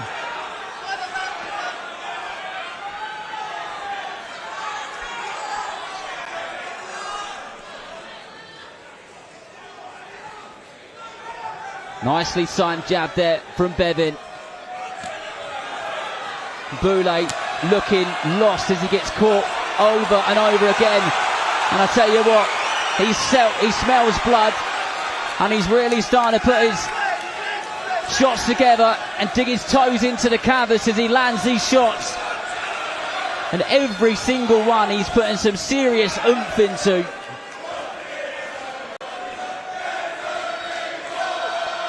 The last 10 seconds of this second round. Oh, that body shot got him there. I think this could well just be it. Saved by the bell. Zdenko Boulay, if he comes out for the third, will have officially made it further than any other opponent who's been in there with Bevan so far. But he is turning the heat up every single second as the rounds go by. But Boulay looked like he ran out of ideas a long time ago, Royston. Yeah, for sure. I think in there now he's happy if he could see the end of the round of the sixth, but I don't think that that's going to happen. I agree with you. In place is really starting to fill up nicely, and the Bevan Army are out in full force, and you can see because I reckon all of them have got a red t-shirt on. There's a sea of fans and supporters here to see him, and he's definitely giving them value for money.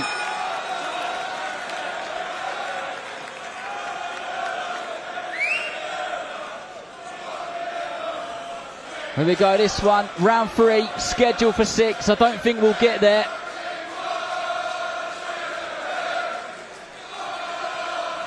As Boulay finds himself with his back on the ropes or in the corner over and over again.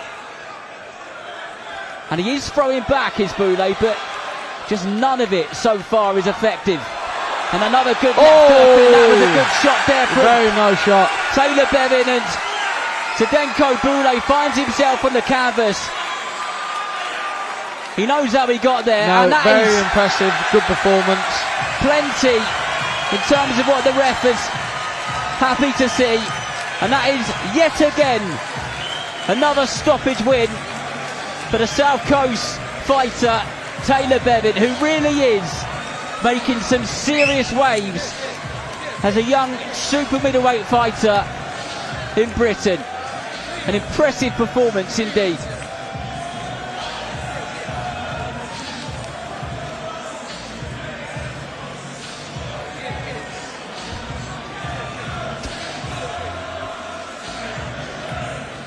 And the Bevan fans are in full voice, and I've got to say, he looks a little bit relieved as well.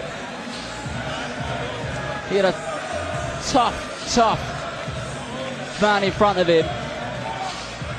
He's had his fair share of victories himself, 15 wins on his record. And Bevan just goes out to those in the stands here at the Vic and sticks his hand up with a big smile on his face, and they loved every single minute of it. But let's get the official time from Thomas Triber.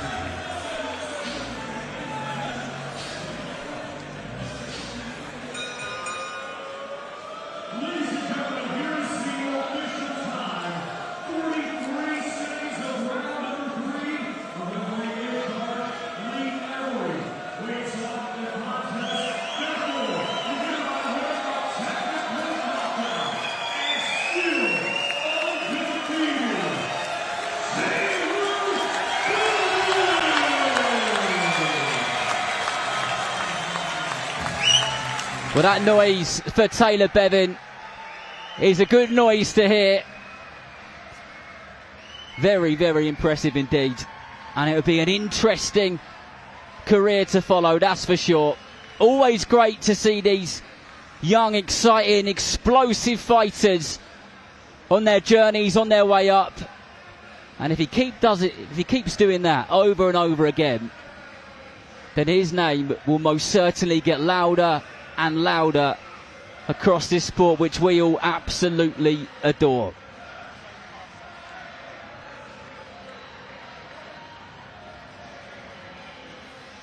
Well, fight over for Taylor Bevan, and he's just making his way over to the press area, and he joins DAZN now. Taylor Bevan, 5 fights, 5 wins, 5 knockouts. You must have enjoyed that. Yeah, can't ask much more, can I? Especially with such a big following, and can't thank everyone enough for coming to support me again. It's just nice doing it so close to home and people come and watch. The crowd, I mean, that's the noisiest it's been so far. I expected that with you. You've done so many tickets. They really love you here. Yeah, definitely. I'm very close to most of these supporters, all close friends and family. Like I just said, I can't thank them enough because they've been to every fight I've had so far, and I hope they continue to do that and continue to follow my journey. How would you assess your performance tonight? Relatively happy. I'm never very happy with my performances, but I'm happy to get them out of there. Things I did well, lots of things to improve on, but as a whole, I'm very happy with it. For the first time, you heard the bell to go into the 3rd round. How was that? Yeah, it's what I want, to be honest. Like, I think I'll be stepping up the rounds soon, and if I'm just boxing 1 and 2 rounds, it doesn't get me that in the ring experience, which is probably a bit different to sparring. Like, I can do 6 rounds, no problem in sparring, and I'm sure I'll have no problem doing it in the ring, but it's just getting there and doing it and knowing that I can do it, having that confidence in myself. It looks like these guys at this level that you're boxing right now, they just can't live with you. They can't live with your power. And how quickly do you think you're going to start getting stepped up? You've done so much as an amateur as well. Yeah, I've had loads of amateur experience boxing international for years, so to be honest, the pro game's new to me, so I don't know how quickly I'll be stepped up. I'll leave that down to my manager, and he'll make decisions for me there, and just looking forward to it all. Listen, it's all going so well. By the way, this is a Queensbury show, by the way. You're not a Queensbury fighter. How did you end up on here? I don't know, to be honest. Eddie and Frank are getting on better now, aren't they? So I guess a few conversations we had, and they managed to get me on a Queensbury show so close to home. But I'm very grateful to Queensbury for getting me on, and for Matchroom for making it happen as well. You get to experience best of both worlds, don't I? A bit of Queensbury and a bit of Matchroom, and yeah, I've enjoyed the week thoroughly. Listen, it can't be bad at all, and big-time boxing on the South Coast seems to just be happening more and more. Ryan Garner's talking about fighting at St Mary's one day. I mean, this is stuff that dreams are made of, eh? It was all happening down here. Yeah, definitely. I have ambitions to do similar things. I love to box in Southampton. Also, I've got following from Wales. I love to box in Cardiff one day as well. So yeah, boxing on the South Coast is growing very quickly. I think a few years ago there weren't loads of boxers down there, but now it seems to be thriving. Hopefully it carries on going that way, because it's better for my career. Good stuff. Taylor, congratulations and welcome. Thank you. Okay, well that is Taylor Bevan, who moves to 5 fights, 5 wins, 5 knockouts. Now, I've got some very special guests who are about to join me here, if they can get past all the fans that are just harassing them. I mean, there's a man here who's got plenty of fans in the building. Mr. Adam Asim, how are you, sir? Thank you, how are you? Very good. Good to see you, my friend. And look at this, the King of New York's in town, in Bournemouth. Hamza Shiraz, how are you? Very well, how are you? Very, very good. Now, you're not just here to see me. I know, I can big myself up. You're not just here to see me. But Hassan Ishak is making his pro debut tonight. He's a guy that both of you know well. What can you tell me about this young man? Yeah, I've trained amongst Hassan Ishak for a very, very long time before that. He's such a very good fighter, very talented. He can bang as well, and he's got very good skills as well. Yeah, well, I mean, I saw the launch event when he turned pro, Hamza, and he had Adam sat on one side, had you sat on the other side. He was getting messages from Anthony Joshua on the screen. He's got a bit of backing, hasn't he? A bit is an understatement, Deb. A bit. He's someone who I've been around for a very long time. I've witnessed the talent over in the Haringey Box Cup. I was there watching him win it, and a fighter like him deserves this opportunity. I think we'll see. We won't see how good he is tonight, but we'll see what a talent he is, and we'll see what he's got to show in the future. I think 10 fights he'll be British champion. I think British or European champion within 10 fights is a good statement, I'd say. Would you go with that, Adam? 100%. I agree with Hamza. Like, you know, he's got very good talent. Yeah. He brings a lot of different skills that people haven't seen before, and I feel like he's going to, you know, go a long way. You two also have plenty of talent. What did you make of the King of New York here when he went over there and beat Edgar Berlanga? That was a devastating knockout, man. Devastating performance. Mashallah, that was really, really good. When I watched it, I was like, wow, what a performance. So. I think all of the UK were behind you. I think most of New York ended up being you as well. After the fight, yeah. Yeah. I mean, has it kind of settled down now? Has it sunk in what you did? Because your star power's gone up, your currency's gone up. Yeah, no, to be honest with you, Dev, I've been saying that everyone's asked me, everything's changed and whatnot, but I come from such a low after the Adames fight to such a high against Berlanga that it's almost balanced out and cancelled each other out. So, in all honesty, after the fight, the next day, I was just in the living room of the hotel with everyone, having a chat, and then before you know it, I was back in Ilford, being the East London lad that I am, just, you know, chilling, relaxing. So, in all honesty, nothing, in terms of me as a person, nothing's really changed, but in terms of my boxing stock, it's definitely gone up. You must feel like nights like that are due in your career soon as well.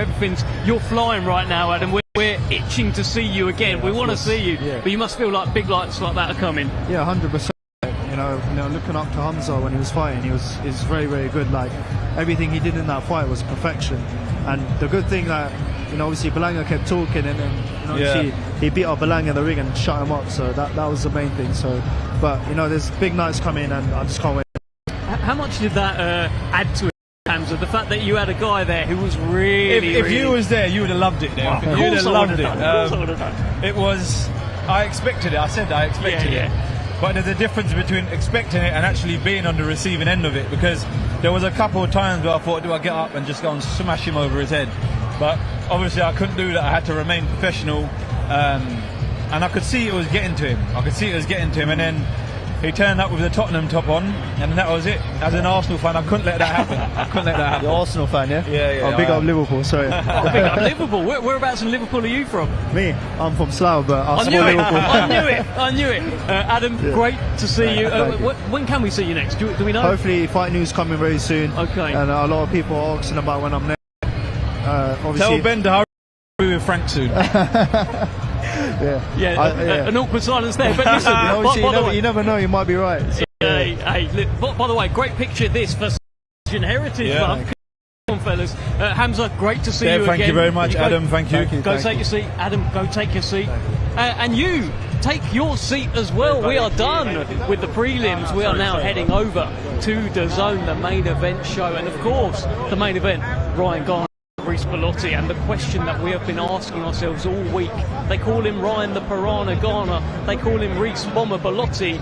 Well, is it feeding time for the Piranha or the Bomber blow him out of the water? Go and find out on DAZN. We'll see you next time.